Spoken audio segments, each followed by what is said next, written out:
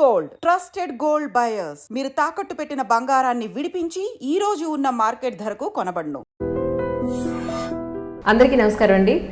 ఈరోజు మనం పేపర్లు కానీ మీడియా కానీ చూసినట్టయితే సొసైటీలో ఎన్నో ఇష్యూస్ చూస్తున్నాం. అందులో ముఖ్యంగా కనిపించేది అది ప్రేమించి పెళ్లి చేసుకున్న పెద్దలు నిర్ణయించిన వివాహం అయినా సరే కొన్ని సంవత్సరాల తర్వాత ఎందుకు జంటలు విడిపోతున్నారు. మనం జనరల్గా ఇంట్లో కూడా డిస్కస్ చేసుకుంటూనే ఉంటున్నాం ఈ విషయం మీద. మన అమ్మలో మన అమ్మమ్మలో ఇన్నాళ్ళు కలిసి ఉన్నాం, మేము ఇంత ఇన్నాళ్ళు కాంప్రమైజ్ అయ్యి ఉన్నాం, ఇదేమిటమ్మా ఇలా జరుగుతుందని మనం మాట్లాడుకోవడం వింటూనే ఉన్నాం. అయితే మీరు media, electronic media, print media చూసినట్టయితే రీసెంట్గా కొన్ని ఇష్యూస్ చూసి నిజంగా మనకే అనిపిస్తోంది, కామన్ మనే కాదు సెలబ్రిటీస్ దగ్గర నుంచి ప్రతి ఒక్కళ్ళు కూడా ఈ ప్రాబ్లం ఫేస్ చేస్తున్నారు అని. ఈరోజు ఈ పాయింట్ మీద ఎందుకు జంటలు విడిపోతున్నారు అంటే ఎవరి కథ వాళ్ళకు ఉండొచ్చు, ఎవరి రీజన్స్ వాళ్ళకు ఉండొచ్చు, బట్ అల్టిమేట్లీ కలిసి ఉండడానికి కొన్ని ఖచ్చితంగా కావాలి అని అయితే చెప్తూ ఉంటారు పెద్దవాళ్ళు. బట్ ఈరోజు మై స్పెషల్ గెస్ట్ రమ గారు, అలాగే అడ్వకేట్ సుబ్రహ్మణ్యం గారు, సుబ్బు గారు is with me right now. Rama గారి వీడియోలు మీరు అందరూ చూసే ఉంటారు. రమ గారు అడిగిన ప్రశ్నలకి సమాధానాలు నిజంగా ఒకవైపు కాకుండా ఒక సమస్య చుట్టూ ఉన్న అన్ని ఆస్పెక్ట్స్ నుంచి కూడా ప్రతి కోణంలోంచి రమగారు మాట్లాడడం అనేది జరుగుతూ ఉంటుంది. సో ఈ టాపిక్ మాట్లాడాలి అని అనుకున్నప్పుడు ఫస్ట్ గుర్తొచ్చింది రమగారే. సో ముందైతే ఇద్దరికి వెల్కమ్ చెప్పేద్దాం. రమగారు నమస్కారం అండి. నమస్తే. సుబ్రహ్మణ్యం గారు, సుబ్బు గారు నమస్కారం. రమగారు, చాలా రోజుల తర్వాత మళ్ళీ మిమ్మల్ని కలవడం నాకు చాలా సంతోషంగా ఉంది. 2 ఏళ్ళు అయిపోయింది పూర్తిగా, కంప్లీట్గా. నిజంగా ఈ టాపిక్ మాట్లాడదాం అనుకున్నప్పుడు ఇలా ఫస్ట్ వచ్చింది మీరే. రమగారు అయితే ఈ డిస్కషన్కి న్యాయం చేస్తారు అని అంత సంతోషంగా ఉంది మిమ్మల్ని కలవడం నాకు నిజంగా. Thank you. ఇవాళ పొద్దున్నే నాకు తెల్లరగట్ట వచ్చిన యూట్యూబ్లో వచ్చిన న్యూస్ అంటే సోన్స్ వాళ్ళు విడిపోయారు, అఫీషియల్గా తీసుకుంటున్నారని నాకు అనిపించింది. ఎంత బాధ అనిపించింది అంటే 18 ఏళ్ళు 19 ఏళ్ళు కలిసి జీవించి 2 పిల్లల్ని లేదంటే ఒకళ్ళో ఇద్దరినో సంతానం కన్న తర్వాత కూడా వాళ్ళిద్దరి మధ్య పొసగక కారణాలు ఏమేమి ఇందాక మీరు అన్నట్టు ఎన్నో కారణాలు ఉండుండొచ్చు, బట్ ఇలా విడిపోవడం అనేది ఎంతవరకు సమంజసం అంటారు మీ ఉద్దేశ ప్రకారం? ఇప్పుడు ఇది సమంజసము అసమంజసము ఎవరిది వాళ్ళదే కదా. ఇది వరకు కూడా ఇలాంటివి ఉన్నాయి. ఇప్పుడు పబ్లిక్లోకి వస్తుంది అంతా మనం తెలుసుకుంటున్నాం ఎక్కువగా. కాకపోతే ఇది వరకు పెద్ద పెద్ద కుటుంబాల్లో ఒకళ్ళో ఇద్దరు ఇలా కాపురానికి వెళ్ళకుండా ఉండిపోయిన అత్తయ్యలో, భార్యను తెచ్చుకోకుండా ఇంట్లోనే ఉన్న మావయ్యలో బాబాయ్లో ఉండేవాళ్ళు. ఎక్కడో చెదురుమదురుగా కనపడుతూనే ఉండేది. అయితే ఇప్పుడు ఏంటంటే లీగల్గా వెళ్ళేందుకు చాలా మంచి అవకాశాలు వచ్చినాయి. ఏ చిన్న తేడా వచ్చినా సరే తెగతింపులు చేసేసుకునేందుకు చాలా రకాల అవకాశాలు కనపడడంతో ఇది పబ్లిక్ అయ్యి ప్రజలందరికీ తెలిసిపోతాం.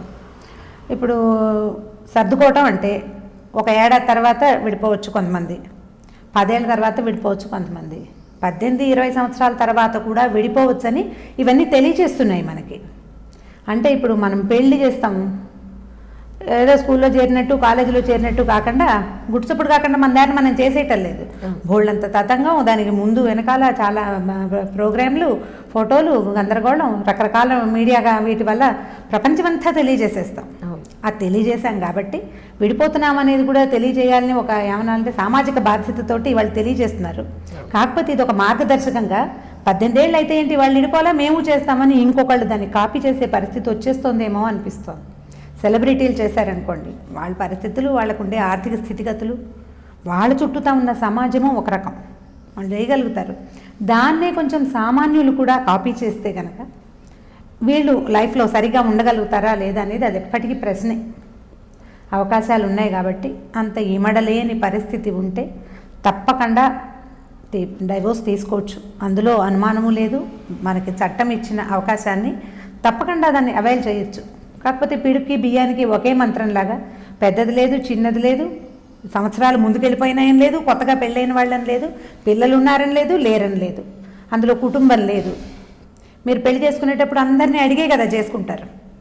కుటుంబం అంతా కలిసి ఉంటుంది, చుట్టాలు పక్కాలు. ఇప్పుడు మనబోటి వాళ్ళు కూడా సెలబ్రిటీస్ పెళ్ళిళ్ళు చేసుకుంటుంటే అందరం యూట్యూబ్లోనూ టీవీలోనూ చూస్తున్నాం. మనందరికీ ఆన్సరబుల్ కాదు వాళ్ళు. అది లేదు నైతికమైన బాధ్యత.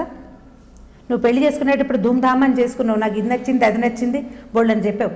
విడిపోయేటప్పుడు నువ్వు ఆ కారణాలు చెప్పగలవా? బయటికి చెప్పుకోలేని కారణాలు ఉంటుంటాయి వీటికి. పబ్లిక్ చేయకుండా ఉంటే సరిపోతుంది కదా, ఊరుకోవచ్చు కదా నిశ్శబ్దంగా. ఎవరి గుహల్లో వాళ్ళు ఉండొచ్చు కదా, ఎందుకు పబ్లిక్ చేయడం అనిపిస్తుంది నాకైతే. ఈ అవకాశాన్ని తీసుకోవాలి. మనకి జీవితం చాలా దుర్భరంగా అవుతుంది ఒక్కొక్కసారి, కొంతమందితో కలిసి ఉండలేకపోతారు, పరిస్థితులు చాలా వస్తాయి కదా, సామాజికమైనవే కాదు. సంసారంలో ఇద్దరు భార్యాభర్త ఒక ఇంట్లో ఉంటే వాళ్ళ మధ్య ఏం జరుగుతుంది అనేది వాళ్ళిద్దరికి తప్పిస్తే మూడో మనిషికి తెలిసే అవకాశం ఉండదు. నిజం.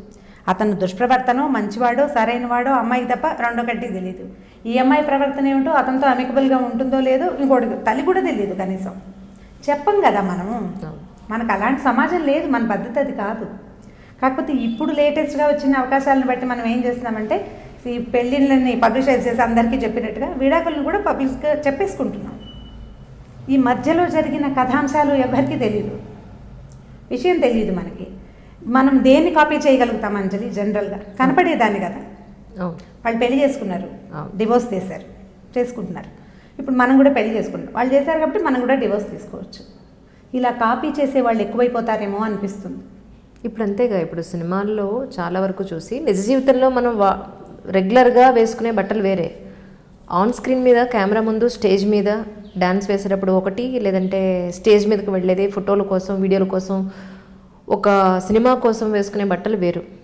కానీ ఇప్పుడు ఏమైపోతుంది, అదే మనం బయట చూస్తున్నాం, బయట కూడా అవే బట్టలు వేసుకుని తిరుగుతున్నారు కదా. వాళ్ళు ఏమనుకుంటున్నారంటే మేము కూడా సెలబ్రిటీస్ అన్నట్టు ఫీల్ అవుతున్నారా, లేకపోతే అసలు నిజ జీవితంలో సెలబ్రిటీస్ కూడా ఇలా వేసుకోరు అన్న విషయం వాళ్ళు గుర్తించట్లేదా? అంటే ఇది కాపీ చేయొచ్చా చేయకూడదా అనేది ఎవరు ఆలోచించరు. ఇవి జరుగుతాయి, వాళ్ళకి ఏం ప్రాబ్లం ఉందో పాపం, ఆమె ఏం అవస్థ పడుతుందో, అతని పరిస్థితి ఏంటో, వాళ్ళిద్దరూ ఒకళ్ళతో ఒకళ్ళు సర్దుకోలేకపోయారు. అవకాశం ఉంది, చట్టం అవకాశాలు ఇచ్చింది మనకి, తీసుకోండి. కనీసం పబ్లిషైజ్ చేయబోకండి దాన్ని. నువ్వు పెళ్లి చేసుకునేటప్పుడు మా పర్మిషన్ అడగలేదు కదా, పబ్లిక్ని అడిగేవా నువ్వు? పెళ్ళి అని పెట్టారు అంతే కదా. ఫలానా వారి అబ్బాయితోకి మా అమ్మాయి నుంచి పెళ్లి చేస్తున్నామని తండ్రి గారు చెప్పాడా?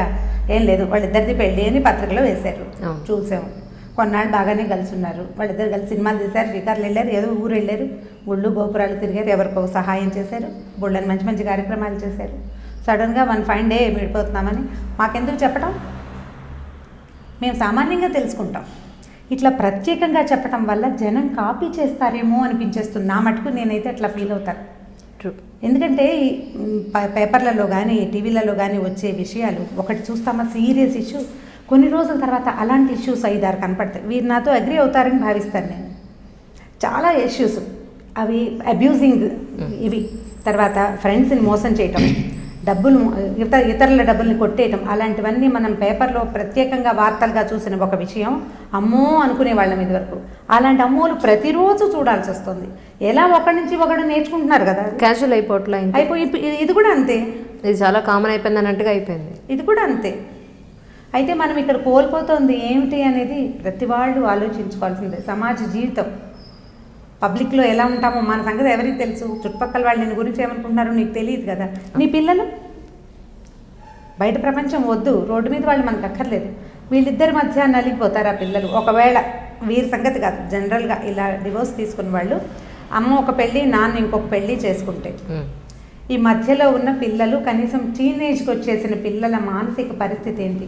వాళ్ళు అసలు ప్రపంచాన్నైనా నమ్మగలుగుతారా? ఎవరినైనా నమ్మగలుగుతారా వాళ్ళు?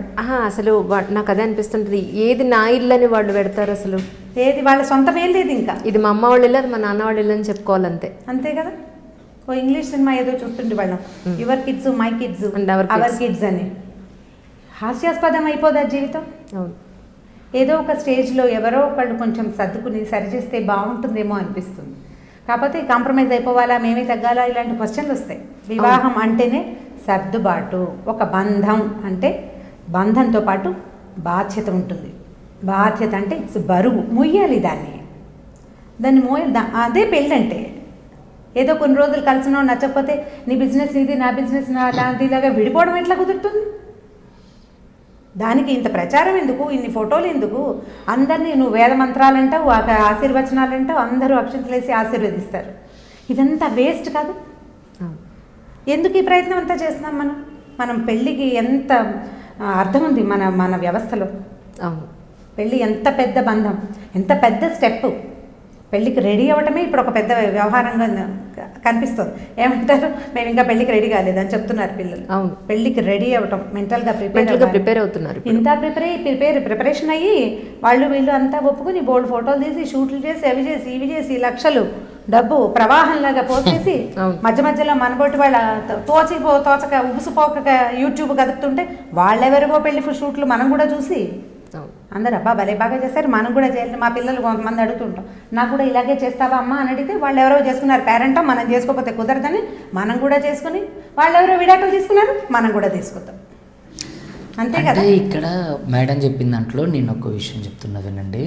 ఇక్కడ ప్రతిదీ కూడా ఇందాక మేడం అన్నారు కదా, వివాహం అనేది ఒక బాధ్యత, బరువు అని. అది ఎగ్జాక్ట్లీ కరెక్ట్. ఆ వర్డ్కి నేను అగ్రీ అవుతా. ఇంకోటి ఏంటంటే ఈ వివాహ బంధం అంటే భారతదేశ సాంప్రదాయం ప్రకారం వివాహ బంధం అనేది, వైవాహిక జీవితం అనేది ఒక గొప్ప పవిత్రమైనటువంటి బంధం. అది heaven, marriages are made in heaven అంటారు కదా. అలా నిజంగా వీళ్ళు ఒక బరువుని మోయాలి ఖచ్చితంగా. ఎందుకంటే ఇది అనాదిగా వస్తున్నటువంటి ఆచారం మాత్రమే కాదు, అనాదిగా మన జీవితాల యొక్క మనుగడికి ఇదే నిదర్శనం, మన ప్రత్యేకతకి అదే కారణం. ఇప్పుడు మన నాన్నగారు వాళ్ళు, మన నాన్నమ్మ వాళ్ళు, మన జేజీ ఇలాంటి వీళ్ళందరూ కూడా వాళ్ళ వివాహాన్ని అంటే ఎన్నో బాధలు, ఎన్నో కష్టాలు. ఇప్పుడు నవీన కాలానికి సంబంధించి చూస్తే చాలామంది అంటే చాలా కష్టాల విలువ తెలియదు. కానీ మన తాతల దగ్గర నుంచి, మన తండ్రుల దగ్గర నుంచి వాళ్ళకెళ్తే తిండి కోసం కష్టపడిన రోజులు ఉన్నాయి. కానీ ఆ రోజుల్లో వాళ్ళు 9 పిల్లలు 10 మంది పిల్లలు పుట్టినా సరే వాళ్ళకి కష్టపడి సాకి వాళ్ళకి ఒక జీవితాన్ని ఇవ్వడం కోసం వీళ్ళు పోరాటం చేస్తే దాన్ని చూసి వీళ్ళు నేర్చుకొని మా తల్లిదండ్రులాగే ఎంత కష్టం వచ్చినా సరే మేము ఎదుర్కొని నిలబడగలగాలి, రేపొద్దున మా ఫ్యూచర్ని ఎలా తీర్చిదిద్దుకోవాలని వచ్చిన వాళ్ళలో మనం అదే ఫ్యామిలీ బాండేజ్ అంటారు కదా. ఇలా మన తర్వాత ఇప్పుడు నేను ఒక లగ్జరియస్ లైఫ్లోకి వచ్చేసాను. నా పిల్లల్ని ఏమనుకుంటా, నేను కష్టపడ్డా చాలు, నా పిల్లలు కష్టపడడానికి వీలు లేదు, వాళ్ళని సరైన అంటే ఒక మంచి ఉద్యోగం చేస్తున్నా, నా పిల్లల్ని ఉన్నత విలువలతో పెంచాలి, వాళ్ళకి ఏ కష్టం లేకుండా పెంచాలి అనుకోవడమే తల్లిదండ్రులు చేసే మొట్టమొదటి తప్పు. వాళ్ళకి కనీస అంటే బాధ్యత కలిగిన అంటే కష్టాలు పెట్టమని నేను చెప్పట్లా, కనీస బాధ్యతలు ఉండాలి. అవసరానికి మించిన డబ్బు ఇవ్వద్దు. ఇప్పుడు మనం మాట్లాడుకున్నట్లు విడాకులు అనేది ఒక విష సంస్కృతి అనేది నా ఉద్దేశం. చట్టం కల్పించినటువంటి ఒక రాజ్యాంగబద్ధమైన హక్కుని ఒక ఇద్దరు అంటే వయో పరిమితికి చెందినటువంటి వయోజనులు వాళ్ళు కావాలని దీన్ని మిస్గైడ్ చేసుకుంటున్నారు. ఇప్పుడు మన తల్లిదండ్రుల్లాగా కష్టపడి పిల్లల్ని పెంచి పెద్ద చేసి ఏ కష్టం వచ్చినా సరే, కొట్లాట్లు వచ్చినా కొట్టుకున్నా సరే పెద్దలు వచ్చి కలిపేవాళ్ళు. పెద్దలు వచ్చి అదొక మాట ఇదొక మాట చెప్పి అమ్మ సర్దుకుపోవాలని భార్యకి, సర్దుకుపోవాలని తన భర్తకి, అలా వచ్చి ఇరుగు పొరుగు వాళ్ళతో పాటుగా మన రక్త సంబంధికులు ఎవరైతే ఉన్నారో వాళ్ళు వచ్చి మాట్లాడి వాళ్ళని సఖ్యత పడేవాళ్ళు. వాళ్ళ తర్వాత వాళ్ళ అంటే ఒకటండి, వీటన్నిటికీ కారణం నేను ఒకటే చెప్తా, ఈ సోది కంటే కూడా ఒకటి ఏంటంటే నవీన కాలంలో మన అభివృద్ధి చెందుతున్న అభిరుచులు, అలవాట్లు, తర్వాత ఆహారం, ఇవన్నిటికి కూడా వీటి కారణం విడాకులకి. మీరు మొన్న రీసెంట్గా చూస్తే సుప్రీంకోర్టు ఒక గైడ్లైన్స్ ఇచ్చిందనమాట. ఏది భార్య అంటే తప్పు చేయొచ్చు పరాయి పురుషుడితో అని, అంటే దానికి ఉన్న పరిమితులను కూడా కొన్ని యాడ్ చేసింది. దానికి కొన్ని పరిమితులు ఉన్నాయి. అంటే చాలామంది ఏం చేస్తారంటే హాఫ్ నాలెడ్జ్ అంటుంటారు కదా, హాఫ్ నాలెడ్జ్ వాళ్ళు ఉన్నారంటే భర్తతో పని లేదు, భార్య ఏది ఎక్కడైనా తప్పు చేయొచ్చు. కానీ దానికి సుప్రీంకోర్టు కింద ఇచ్చిన గైడ్లైన్స్ ఏంటనేది తెలీదు. ఒక ఏంటంటే ఇప్పుడు పేపర్లో కానివ్వండి, లేకపోతే సినిమాలో కానివ్వండి, ఛానల్లో కానివ్వండి, ఒక థంబ్నెయిల్ పెడతారు, ఒక హెడ్డింగ్ పెడతారు, దాన్నే చూసి మనం బుర్రలో పెట్టుకుంటాం. అంతేగాని దాని లోపల కొన్ని పరిమితులకు లోబడి మాత్రమే. అంటే ఇప్పుడు భర్త నపుంసకుడైనప్పుడు, లేదంటే భర్త తను అంటే సంసార జీవితానికి పనికిరాని వ్యక్తి అయినప్పుడు, లేదంటే తను మంచానికి పరిమితమై ఉన్న వ్యక్తి అయినప్పుడు, ఇలాంటి సందర్భంలో మాత్రమే అంటే కొన్ని సందర్భాలు ఇచ్చారని, కొన్ని ప్రత్యేక సందర్భాలు. అలాంటప్పుడు మీరు పెళ్లి చేసుకోవచ్చు, మీరు ఇలాంటి అంటే రిలేషన్ని కంటిన్యూ చేయమని చెప్పట్లే, మీరు పెళ్లి చేసుకోవచ్చు అని చెప్తుంది. కానీ ఇక్కడ అలాంటి పరిస్థితులు రావడం లేదు. అహంకారం, భార్యాభర్తల మధ్య ఇద్దరికి ఏంటంటే అహం, నేను నీకంటే ఏం తక్కువ కాదు, నువ్వు నాకంటే ఏం ఎక్కువ కాదు. ఇద్దరు భార్యాభర్తల మధ్య సఖ్యత లేకపోవడం. ఇక్కడ నాకు తెలిసి మోస్ట్లీ భార్యాభర్తల విడాకుల్లో ఆడవాళ్ళదే కొంచెం తప్పు ఉంటుందేమోనని నాది. నేను ప్రీవియస్ చాలా ఇంటర్వ్యూస్లో కూడా చెప్పాను. ఎందుకంటే ఇప్పుడున్న ఆడవాళ్ళల్లో తప్పకుండా ట్రూ. ఎందుకంటే అంటే మీరు కేసెస్ చూస్తున్నారు కదా, ఎలాంటి కేసులు మీరు చూస్తున్నారా చెప్పండి. నేను చెప్తున్నా చూడండి, ఇప్పుడు మనం నిత్యం చూస్తుంటాం రోజుకు ఒక రేప్ కేసు జరుగుతుందని. అయితే నా దగ్గరికి రీసెంట్గా 2 days బ్యాక్ వచ్చిన ఒక రేప్ గురించి, ఒక సంఘటన కేసు గురించి చెప్తున్నాను. ఇది సనత్ నగర్ పిఎస్కి సంబంధించిన కేసు అనమాట. దిల్సుఖ్ నగర్ ఏరియాకి ఆ పరిధిలో జరిగిందనమాట. మహేందర్ అని చెప్పేసి ఒక అమ్మాయి పేరు చెప్పను. ఆ అమ్మాయి వీళ్ళిద్దరు చిన్నప్పటి నుంచి లవ్ చేసుకున్నారు, 8th క్లాస్ నుంచి. సో 8th క్లాస్ నుంచి లవ్ చేసుకున్నారు. వాళ్ళకి ఇద్దరికి అంటే శృంగారం అనే పదానికి అర్థం తెలియని వయసులోనే దాన్ని అనుభవించేశారు వీళ్ళు. తర్వాత రీసెంట్గా కొంత టైం వచ్చిన తర్వాత ఈ అమ్మాయి వాళ్ళ నాన్నగారికి ఆ అబ్బాయి అంటే ఇష్టం లేదు. సో ఆ అబ్బాయికి ఈ అమ్మాయికి కలవడం మ్యాచ్ సెట్ కాదని చెప్పేసి ఏం చేశారు, ఈ విడదీసే అంటే వాళ్ళు కొంత ఏజ్ వచ్చిన తర్వాత, అంటే వాళ్ళిద్దరు కూడా మేజర్స్ అయిన తర్వాత ఇతను పెళ్లి చేసేసుకున్నారు. ఆ అమ్మాయి అలాగే ఉండిపోయింది. కానీ ఇక్కడ ఈ అమ్మాయి కావాలని కక్షతో వీళ్ళ నాన్న వాళ్ళే వద్దని చెప్పారు. పాప మా అబ్బాయి వాళ్ళ కుటుంబాన్ని సభ్యులను తీసుకెళ్ళి అడిగించారు, నేను చేసుకుంటా, నాకు ఆ అమ్మాయి అంటే ఇష్టం అని. కానీ ఆ మహేంద్ర అనే అబ్బాయికి ఈ అమ్మాయి వాళ్ళ పేరెంట్స్కి పడడం లేదు. సో ఆ కారణం చేత వీళ్ళు పెళ్లి చేయలేదు. ఇతను పెళ్లి చేసుకున్నాడు, అంతా అయిపోయింది. ఈ అమ్మాయి ఏం చేసింది, ఇతను ఎలాగైనా సరే నన్ను పెళ్లి చేసుకోడా అనే ఒక ఇంటెన్షన్ లోపల మనసులో పెట్టుకుని ఇతను ఎప్పుడు ఎవరూ లేని సమయంలో ఈ అమ్మాయి ఆ అబ్బాయి వాళ్ళ ఇంటికి వెళ్ళి నన్ను పాడు చేశాడని చెప్పేసి కేసు ఫైల్ చేసింది. రీసెంట్గా ఇప్పుడు అతను చర్లపల్లి జైల్లో చెంచల్గూడ జైల్లో ఉంటూ నేను నిన్ననే వెళ్ళి కలిసి వచ్చాను. నేను మాట్లాడితే అతను ఏడుస్తుండే బోర్న, సార్ నాకు అది ఏ తప్పు లేదు, నేను ప్రతి విషయంలో కూడా. అలాగే ఇంకొక కేసు చెప్తున్నా వినండి. అతను సినిమా ఇండస్ట్రీలో పనిచేస్తారు, ఆఫీస్ సబ్ అసిస్టెంట్ సమేదో నాకు తెలియదు. అతను ఏం చేశారంటే, అతను ఒక అమ్మాయి దిల్సుఖ్ నగర్, ఈ సంఘటన కూడా అక్కడ ఒక అమ్మాయిని ప్రేమించారు. వీళ్ళిద్దరూ ప్రేమించి పెళ్లి చేసుకున్నారు. అయితే పెళ్లి చేసుకోలేదు, ప్రేమించుకున్నారు. ఈ అమ్మాయికి ఈ అబ్బాయికి నచ్చడం లేదు. ఇప్పుడు అతను మొహం కొట్టాడనేది నేను బహిరంగంగా చెప్పలేని నిజం. కానీ ఆ అమ్మాయికి ఇతనికి పడడం లేదు. ఆ అబ్బాయి నేను పెళ్లి చేసుకుంటా అని చెప్పేసానంటే, నువ్వంటే నాకు ఇష్టం లేదు, నేను మా బావని పెళ్లి చేసుకోవాలనుకుంటున్నా, నువ్వు నా దగ్గరికి వస్తే మాత్రం నీ మీద కంప్లైంట్ ఫైల్ చేస్తా అని చెప్పి ఈ అబ్బాయి ఆ అమ్మాయి మీద ప్రేమ చచ్చిపోక అంటే చావక ఆయన ఏం చేసిండు, నేను మీ వాళ్ళతో వచ్చి మాట్లాడతా, నేను మాట్లాడిన కాల్ రికార్డ్స్ ఉన్నాయి, నేను మీ వాళ్ళకి పంపిస్తానేసరికి చల్లు కట్టింది. ఈ అమ్మాయిలు దిల్సుఖ్ నగర్ పోలీస్ స్టేషన్లో కేసు పెట్టింది. ఆ అబ్బాయి రేప్ కేసు కింద జైలుకి వెళ్ళి రీసెంట్గా వచ్చిండు, మొన్న బెయిల్ తీసుకొచ్చాం. ఇలా కోకొలండి చాలా. ఇక్కడ అమ్మాయిలు ఎలా ఉన్నారు అని అంటే మొత్తం అమ్మాయిలు. ఎందుకంటే ఇప్పుడు నేను ఒక ఆడపిల్ల తండ్రిని, ఇట్లా ప్రతి విషయాలు అంటే నేను కనకుండానే 2 ఆడపిల్లలు నాకు. అంటే నేను ఏమంటున్నానంటే, ఆడపిల్లల వ్యవస్థ, వాళ్ళ మనస్తత్వం, వాళ్ళ ఆహార్యం, వాళ్ళ అలవాట్లు, అభిరుచులు అన్నీ కూడా తల్లిదండ్రులు చిన్నప్పటి నుంచి అబ్జర్వ్ చేస్తున్నప్పటికీ నీకు కూడా వాళ్ళు చిక్కడు దొరకడు అన్నట్టుగా తల్లిదండ్రుల కళ్ళే కప్పి వీళ్ళు చేయాల్సిన వేషాలన్నీ వేసేస్తుంటారు. సో ఇక్కడ విడాకులు అనేది ఒక 2 వయోజనులు వాళ్ళ అంగీకారంతో తీసుకుంటారు అనే దానికంటే ముఖ్యంగా ఆ విడాకులు తీసుకోవడానికి కారణం పునాది అనేది వాళ్ళ బాల్యంలోనే పడుతుంది. ఎందుకనంటే సినిమా ఒక ఫ్యాషన్. దాంట్లో ఏం చేస్తారు, 3 గంటల సినిమాలు అప్పటికప్పుడే చిన్న నుంచి పెద్దగా అయిపోతారు, జాబులు చేసేస్తారు, అనుకున్నది 5 నిమిషాలు సాధించేస్తారు, పెళ్లి చేసుకుంటారు, ఎండ్ కార్డు పడుతుంది. అలాగే ఊహించుకుంటారు పిల్లలు. మా జీవితం కూడా ఇలానే ఉండాలి, మా భర్త హృతిక్ రోషన్లా ఉండాలి, అల్లు అర్జున్లా ఉండాలి.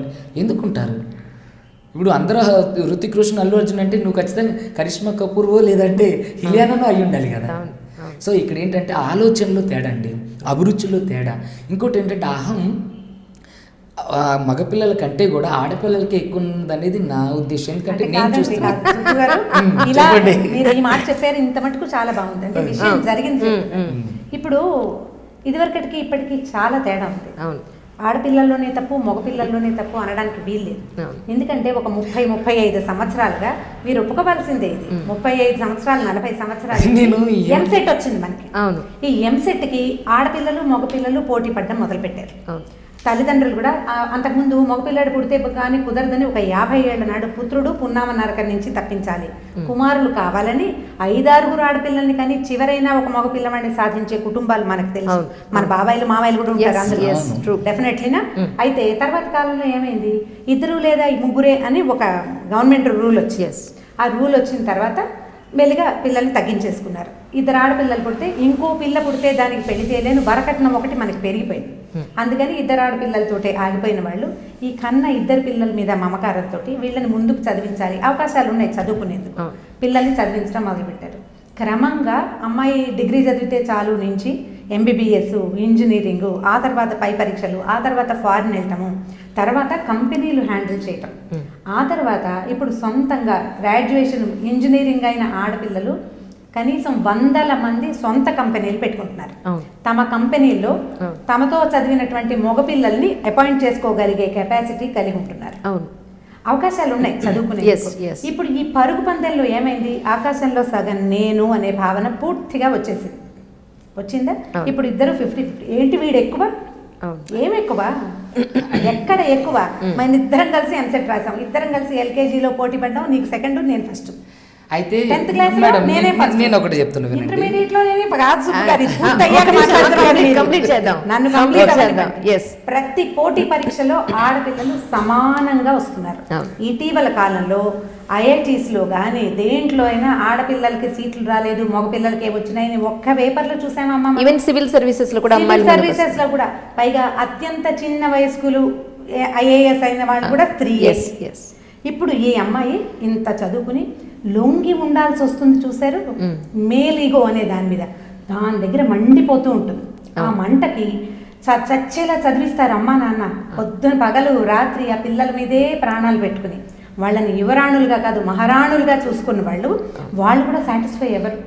నువ్వు ఆడపిల్లవి, నువ్వు సర్దుకోవాలి అని చెప్పలేకపోతారు. మనం నేర్పలేదు అది 35-45 సంవత్సరాల క్రితం ఈ బీజం పడింది. బోర్డుల మీద నేను స్కూల్కి వెళ్ళే రోజులంటే ఇప్పటికి కనీసం 43-47 ఇయర్స్ బ్యాక్ సంగతి చెప్తున్నా. నేను నాకు 5 ఏళ్ల వయసు అప్పటి నుంచి నేను చూస్తున్నా 2 లేదా 3 అనేది ఈ ఎర్ర త్రికోణం బొమ్మ. వీరు నా తర్వాత పుట్టుంటారు ఖచ్చితంగా, ఆయన చూడలేదు. ఈయన నాటికి ఆయనకు తెలుసు వాళ్ళిద్దరు 3. నేను చెప్తున్నాను, మేము 9 పిల్లలు, 9 మంది సంతానం మేము. మా అక్కయ్యలందరికీ 3, నాకు కూడా 2 పిల్లలు. మా పెద్ద అక్కయ్యకి 4, రెండో అక్కయ్య దగ్గర నుంచి 3, నా మూడో అక్కయ్య దగ్గర నుంచి, అంటే నేను పుట్టేసరికి మా అక్కయ్య డిగ్రీ ఫైనల్ ఇయర్లో ఉంది, మా 3వ అక్కయ్య. ఓహో, రియల్ అండి, ఇందులో అబద్ధమేం లేదు. అవును, మొహమాట పడాల్సిన పని లేదు. మేము పాతరానికి చెందిన వాళ్ళం. అప్పుడు మా 3వ అక్కయ్యకి 2 పిల్లలు, నాకంటే 1.5-2 ఏళ్ళే చిన్నపిల్ల మా అక్కయ్య కూతురు. అక్కడి నుంచి స్టార్ట్ అయ్యి 2 మేము చూసాం. తర్వాత ఇప్పుడు ఒక్కటే పిల్ల. ఇప్పుడు ఒక్క యువరాణిని నేను కంటే దాన్ని నేను IAS దాకా బంగారు తల్లిలాగా కంటి రెప్పల మీద కూర్చోబెట్టుకుని కాపలా కాసి దాన్ని చచ్చేలా చదివించి 100 మంది మగపిల్లల మధ్య ఒక్క ఆడపిల్లని నేను IAS చేస్తే ఇది మొగుడి దగ్గర లొంగి ఉండాలా? ఎందుకు? మా అమ్మాయి క్వీన్ కాదు. ఈ క్వీన్ ఎవరి దగ్గరైనా లొంగి ఉండాల్సిన అవసరం ఏమిటనిపిస్తుంది? మగవాళ్ళు అనేసరికల్లా ఇప్పుడు వీరు చెప్పిన పాయింటే, ఎప్పుడు పెళ్లి మగవాడికి ఎప్పుడు ఆడది లోకువే, ఇది వైఫ్. అటు భర్త భార్య అనే 2 పదాలు ఉన్నాయి చూసారా. ఇప్పుడు నేను వీరికి సంస్కృతం తెలీదు, నాకు అది వచ్చు. భర్త అంటే భరించువాడు, వాడు భరించేవాడు కాబట్టి ఇది బరువు. దీన్ని దించచ్చు, వంచచ్చు, పడకబెట్టచ్చు, పారేయచ్చు. ఈ భావన లేకుండా మగపిల్లలు ఉన్నారు అని మనం చెప్పలేకపోతాం. మీరు చెప్పిన కేసులు నిజమే, ఇట్లాంటి కేసులు 100 చూస్తూనే ఉంటాం. కానీ ఇప్పటికీ వరకట్నం ఉంది. ఇప్పటికీ ఎంత తీసుకున్నా సరే ఇంకా ఒకటి పట్టుకురాని అత్తవారికి దేవిరించే మగ వెధవలు కోకొల్లలు ఉన్నారు. వాళ్ళు నాకు ఇవ్వటం ఏంటి, పిల్లనిచ్చారు అని సిగ్గుపడటం లేదు, సిగ్గు లేదు జాతికి, అడుగుతూనే ఉంటారు. దాని మీదే హత్యలు జరుగుతున్నాయి, దాని మీదే ఆత్మహత్యలు జరుగుతున్నాయి. అపార్ట్ ఫ్రమ్ దిస్, దీంతో పాటుగా ఆడపిల్లలు అహంకరించో, లేకపోతే మాట్లాడుకునే సావకాశం చేత కాక, ఆ రకమైన ఎడ్యుకేషన్ లేక, ఇంట్లో పెద్దవాళ్ళు నాయనమ్మలు అమ్మమ్మలు ఎవరు లేక సాయిదా ఫాయిదాగా ఉండటం ఎలాగో, మనతో ఉన్నటువంటి 2వ వాడిని లైన్లో పెట్టడం ఎట్లా అనేది తెలుసుకోక, వాడి దౌష్ట్యానికో లేకపోతే వాళ్ళ అహంకారానికో తల వంచలేక తెంపేసుకుందాం అనుకునేవాడు 50% ఉన్నారు. కానీ రమ్మగారు మీరు చెప్పండి, ఇప్పుడు ఆడ మగ భార్య భర్త అనేవాళ్ళు ఒక కుటుంబానికి ఇద్దరు అవసరమే, ఎవరు తక్కువ కాదు, ఎవరు ఎక్కువ కాదు. నేను రీసెంట్గా చూస్తున్నాను, వైఫ్ లేని ఒక సింగిల్ హస్బెండ్ లైఫ్ని చూస్తే ఇంటిలో అసలు ఇంకా ఒక 7 లేచినట్టే ఇంకా ఇల్లు అలా ఉంటుంది. ఇంకా హస్బెండ్ లేకపోయినా అమ్మాయి పిల్లలతోటి అన్నీ చేసుకోగలుగుతుంది, కానీ వైఫ్ లేకుండా లేదా అసలు ఆ హస్బెండ్ ఒక్కడు ఏమి చేసుకునే పరిస్థితి కూడా లేదు. అలాంటి ఒంటరి జీవితాలను కూడా నేను చూశాను రీసెంట్గా. అవే ఉంటాయి. అంటే నేను అనేది ఏంటంటే ఆ సంసారానికి లేడీ అనేది ఎంత ఇంపార్టెంటో జెంట్ అనేవాడు అంతే ఇంపార్టెంట్. ఇంపార్టెన్స్ ఇది ఎందుకు గ్రహించట్లేదు జనాలు? గ్రహించట్లేరంటే మేల్ ఇగో అంటాను నేనైతే. మా ప్రధానమైన పాయింట్ అది. తర్వాత ఇంకేంటంటే ఆర్థిక అసమానతలు, పెంపకంలో లోపాలు, తాము పెరిగిన వాతావరణం, అమ్మాయిలు పెరిగిన వాతావరణం, ఇద్దరు మాట్లాడుకుని పని చేసుకోవాలనే దృక్పథంలో అమ్మాయి ఉందనుకోండి, ఆడదానికి దానికి చెప్పేది ఏమిటని మగవాడు ఉండొచ్చు. అతని పెంపకం అది, అతను బ్రాటప్ పట్ల ఉన్నప్పుడు ఇక మనం చేయగలిగేది. పెళ్ళంటే రెండు వేరు జీవితాలు ఒక చోటకి రావడం. వీళ్ళిద్దరికి ఆర్థికమైన అసమానతలు ఉంటాయి, పెంపకంలో లోపాలు ఉంటాయి, చదువుల్లో లోపాలు ఉంటాయి. అబ్బాయి బ్రైట్ అయ్యి అమ్మాయి డల్ అవ్వచ్చు, లేదా అమ్మాయే చాలా బ్రైట్ అయ్యి అబ్బాయి మామూలు వాడు అవ్వచ్చు. వీళ్ళిద్దరూ కలిసేసరికి ఈ తేడాలు ఉన్నాయి చూసారా, కొంచెం కొత్త హుమ్మస్సులో తెలియదు. కొంచెం జీవితం ముందుకెళ్ళేసరికల్లా అవి పెద్ద పెద్దవిగా కనపడతాయి. ఒకళ్ళనొకళ్ళు చిన్నపుచ్చుకుంటారు, క్షమించుకోలేకపోతారు. పెళ్ళి అంటే ఒకటి బాధ్యత కాదు, ఒక బాధ్యతే కాదు, ప్రధానమైనది ఒకళ్ళనొకళ్ళు ఒప్పుకోవటం. ఇతను ఇంతే, అతనికి తెలియదు అని నేను యాక్సెప్ట్ చేసేస్తే గొడవ ఉండదు. ఇతను ఇలా ఎందుకున్నాడు అని ప్రశ్నించి మీ అమ్మలాగా మీ నాన్నలాగా అని అన్నారనుకో, ఆ చిన్నతనాన్ని మగవాళ్ళు భరించలేకపోతారు. ఎంతసేపు గుచ్చుతుంటే కష్టంగా ఉంటుంది కదా. మగవాళ్ళకి ఏంటంటే టెస్టోస్టెరాన్ ఎక్కువగా ఉంటుంది. వీళ్ళకి కోపం వస్తే ముందు ఆడాళ్ళకేమో నోరు పడిపోతుంది, కళ్ళ నీళ్ళు వచ్చేస్తాయి. మగవాళ్ళకి చెయ్యి కాలు విసిరేస్తారు. ఒప్పుకుంటారా మీరు? తప్పకుండా. కానీ నేను ఇక్కడ ఒకటి చెప్తున్నాను, చెప్పండి. కొట్టేసిన ఆడవాళ్ళు కొట్టిన మగవాడే. నేను అదే చెప్తున్నా చూడండి, మేడం చెప్పినట్లు అస్సలు జరగదండి. నూటికో కోటుకో, అది కూడా మేడం టైంలో, మా మదర్ టైంలో, ఇప్పుడు మన టైం, మా టైంలో అయితే అసలు లేదు. ఇప్పుడు మ్యారేజ్ అనేది ఒప్పుకోలు అన్నారు కదా, అది 100% కరెక్ట్.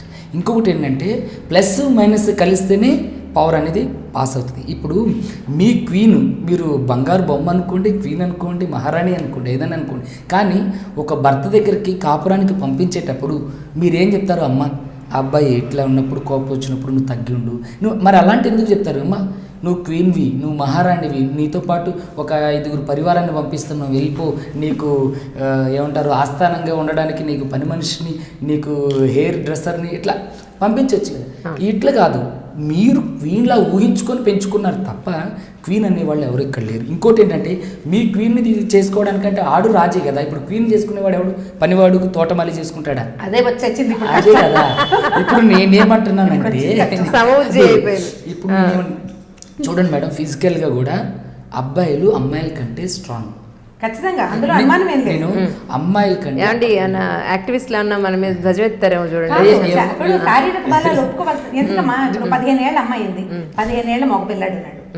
ఒక చంటి పిల్లని ఆడిపించమంటే మనం అబ్బాయి చేయలేడు, అమ్మాయి చేయగలుగుతుంది. ఓ 25 kgs బస్తా ఇక్కడి నుంచి తీసి అక్కడ పెట్టమంటే అమ్మాయి చేయలేదు, మగపిల్లాడు చేయగలుగుతారు. ఎవరి ఎబిలిటీస్ వాళ్ళ ఉంటాయమ్మా, అవి తప్పదు కదా. నేనేమంటానంటే ఇప్పుడు ఒప్పుకోవాల్సిందే. అమ్మాయి మీరు చెప్పినట్టుగానే ప్లస్ మైనస్ కలిస్తేనే ఇది అదే నేను చెప్పడం పూర్తవలేదండి. అయితే ఇప్పుడు మీరు కాపర్నికి పంపించేటప్పుడు మీరు అన్నీ, ఇప్పుడు అబ్బాయి ఎలాంటి వాడు, పుట్టుపూర్వత్రాలు ఎలాంటివి, తన 7 తరాలు ఎలాంటివి అని చూసిన తర్వాతే కదా ఒక అబ్బాయికి ఇస్తున్నారు. అంటే మీ దృష్టిలో అతను ఫిట్, అతను అన్ని విధాల మంచి వ్యక్తి, సమబుజ్జి అని ఆలోచించిన తర్వాతనే కదా మీరు ఇచ్చి పెళ్లి చేసేది. అలాంటప్పుడు వీళ్ళిద్దరి మధ్య గొడవలు వచ్చినప్పుడు మరి మీరు ఎందుకని మీ కూతురుకి చెప్తున్నారు, అమ్మ కొద్దిగా తగ్గుండు, అత్తమామలకి ఇది సేవ చెయ్యి. ఇప్పుడు కోడలి బాధ్యత ఏంటి? కూతురు కూడా. ఇప్పుడు మేడం లాగా, ఇప్పుడు మేడంకి 2 మగపిల్లలే. ఇప్పుడు మేడం రేపొద్దున ముసలి వాళ్ళు అవుతారు. మేడంని చూసుకోవాలి అంటే ఇప్పుడు అమ్మని ఇక నేను అంటున్నా, అమ్మని చూసుకోవాలంటే ఎవరు చూసుకుంటారు? ఒక అబ్బాయి దగ్గరుండి ప్రతి విషయంలో నా అమ్మని చూసుకోగలుగుతాడా? ఇప్పుడు ఉద్యోగం పురుష లక్షణం అని ఒకటి మా నెత్తి మీద పెట్టారు కదండి.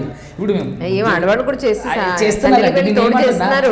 ఉద్యోగం ఆడవాళ్ళు చేయని నేను అనడం లేదు, ఇందాక మేడం అన్నారు కదా. ఇప్పుడు ఎంసెట్ చదివిస్తున్నారు, ఒక అంటే చాలా బాధ్యత పెట్టిన ఎంతమంది హస్బెండ్స్ పని చేయకుండా బయట తిరుగుతున్నారో తెలుసా మీకు?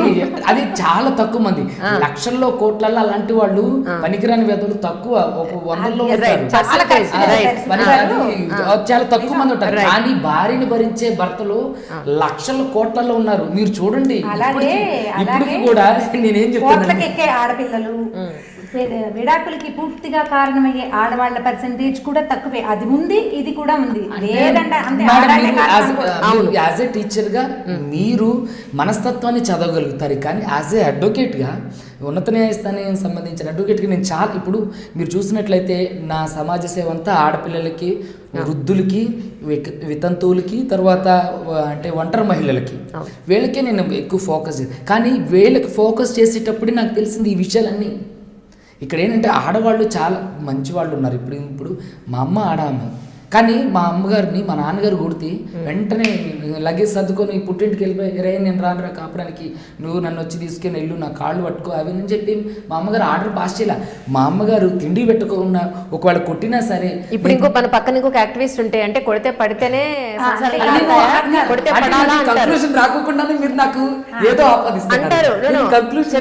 చెప్పండి, ఇప్పుడు కొడితేను లేకపోతే నువ్వు పడాలనో ఇక్కడ అనడం లేదండి. ఇప్పుడు నేను రేపు పొద్దున నా ఆడపిల్లని వేరే వాళ్ళ ఇంటికి వచ్చినా వాడు కొట్టినా నేను ఊరుకోను. అరే నేను ఇన్ని సంవత్సరాలు బంగారు బొమ్మలాగా పెంచుకుని నీకు ఇచ్చిన నా కూతురి నువ్వెలా కొడతారో వెధవా అని చెప్పి నేను తిడతా, నేను అపోజ్ చేస్తా. కానీ ప్రతి విషయంలోని ప్రతిసారి కొట్టుకున్నప్పుడల్లా నేను వెళ్తే ఏమవుతుందంటే, అతనికి ఈ భర్త అనేవాడు ఎవడైతే అంటే పురుషుడు అనేవాడికి ఏంటంటే, ఏంటి నా జీవితం ఇది, ఇప్పుడు థర్డ్ పార్టీ ఇన్వాల్వ్మెంట్ వల్లే ఇక్కడ విడాకులు అనేవి జరగడానికి అవకాశం ఉంది. భార్య భర్తలు కొట్టుకున్నారు, తిట్టుకున్నారు, వాళ్ళని వదిలేయాలి అంతే. వాళ్ళు అంటే మరీ కొట్టుకొని తిట్టుకొని అది తీవ్ర స్థాయిలో తీవ్ర రూపం దాల్చేంత వరకు తల్లిదండ్రులు అనేవాళ్ళు వెయిట్ చేయొద్దు. వాళ్ళ మధ్యలో ఒక స్థాయి గొడవ వరకు మీరు మాట్లాడకుండా ఉండాలి. అమ్మాయి అణిగి మణిగి ఉండాలి అనేది నా ఉద్దేశం. అంతే విధంగా అమ్మాయికి అన్ని విషయాల్లో అవకాశాలు కల్పించాలనేది నా మాట. ఇప్పుడు అమ్మాయి తగ్గి ఉండడంలో తప్పేంటి చెప్పండి. ఇప్పుడు పురుషుడు అనేవాడు తగ్గి ఉంటాడు. ఇప్పుడు వాడికి మీరు చెప్పండి, ఇంకొక యాక్టివిస్ట్ ఉంటే అమ్మాయి ఎందుకు తగ్గి ఉండాలి, అబ్బాయి తగ్గడానికి. అట్లాంటప్పుడు ఇక వివాహ వ్యవస్థ, వైవాహిక జీవితం అనేది నడవదండి. ఇప్పుడు నేను ఇందాకే అన్నా కదా, అమ్మాయి తగ్గుండాలి అనే దాని గురించి ఏంటంటే, అమ్మాయికి బాధ్యతలు అటు ఇప్పుడు ఒక పురుషుడు తప్పు చేసింది అనుకోండి, తన కుటుంబం సఫర్ అవుతుంది. కానీ అమ్మాయి ఏదైనా తప్పు చేసింది అనుకోండి, అటు అమ్మాయి తరపు కుటుంబం, ఇటు అబ్బాయి తరపు కుటుంబం తలగా ఎత్తుకోలేరు.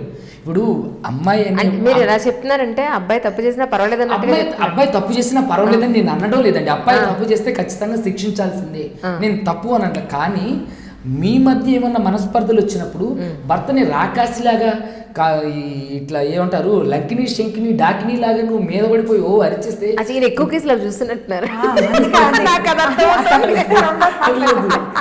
అట్లాంటి లేదండి. కానీ ఇప్పుడు ఇక్కడ మన ఉద్దేశం ఏంటంటే, విడాకులు ఎందుకు తీసుకోవాల్సిన పరిస్థితులు వస్తున్నాయని మన కాన్సెప్ట్. నేను అదే చెప్తున్నాను. ఇది తల్లిదండ్రులే నేర్పిస్తూ, అంటే తల్లిదండ్రుల దగ్గరే పునాది పడుతుంది. అంటే వాళ్ళకి తెలిసి అమ్మ నువ్వు పెద్దదిగా విడాకులు తీసుకో అని ఏ తల్లిదండ్రులు చెప్పరు. అంటే వీళ్ళ అమ్మాయిలు కొంచెం వీళ్ళ ఆలోచన అంటే ఆలోచన అనేది చాలా విస్తృతంగా ఉంటుంది. వీళ్ళు అనేక రకాలుగా ఆలోచన చేస్తుంటారు. సో ఇక్కడ అమ్మాయిల యొక్క పెంపకం అనేది తల్లిదండ్రులు ప్రతి క్షణం అబ్జర్వ్ చేయలేరు. సో అలాగే అబ్బాయి కూడా, అబ్బాయిల వల్ల కూడా విడాకులైన కేసులే ఉన్నాయి మోస్ట్లీ.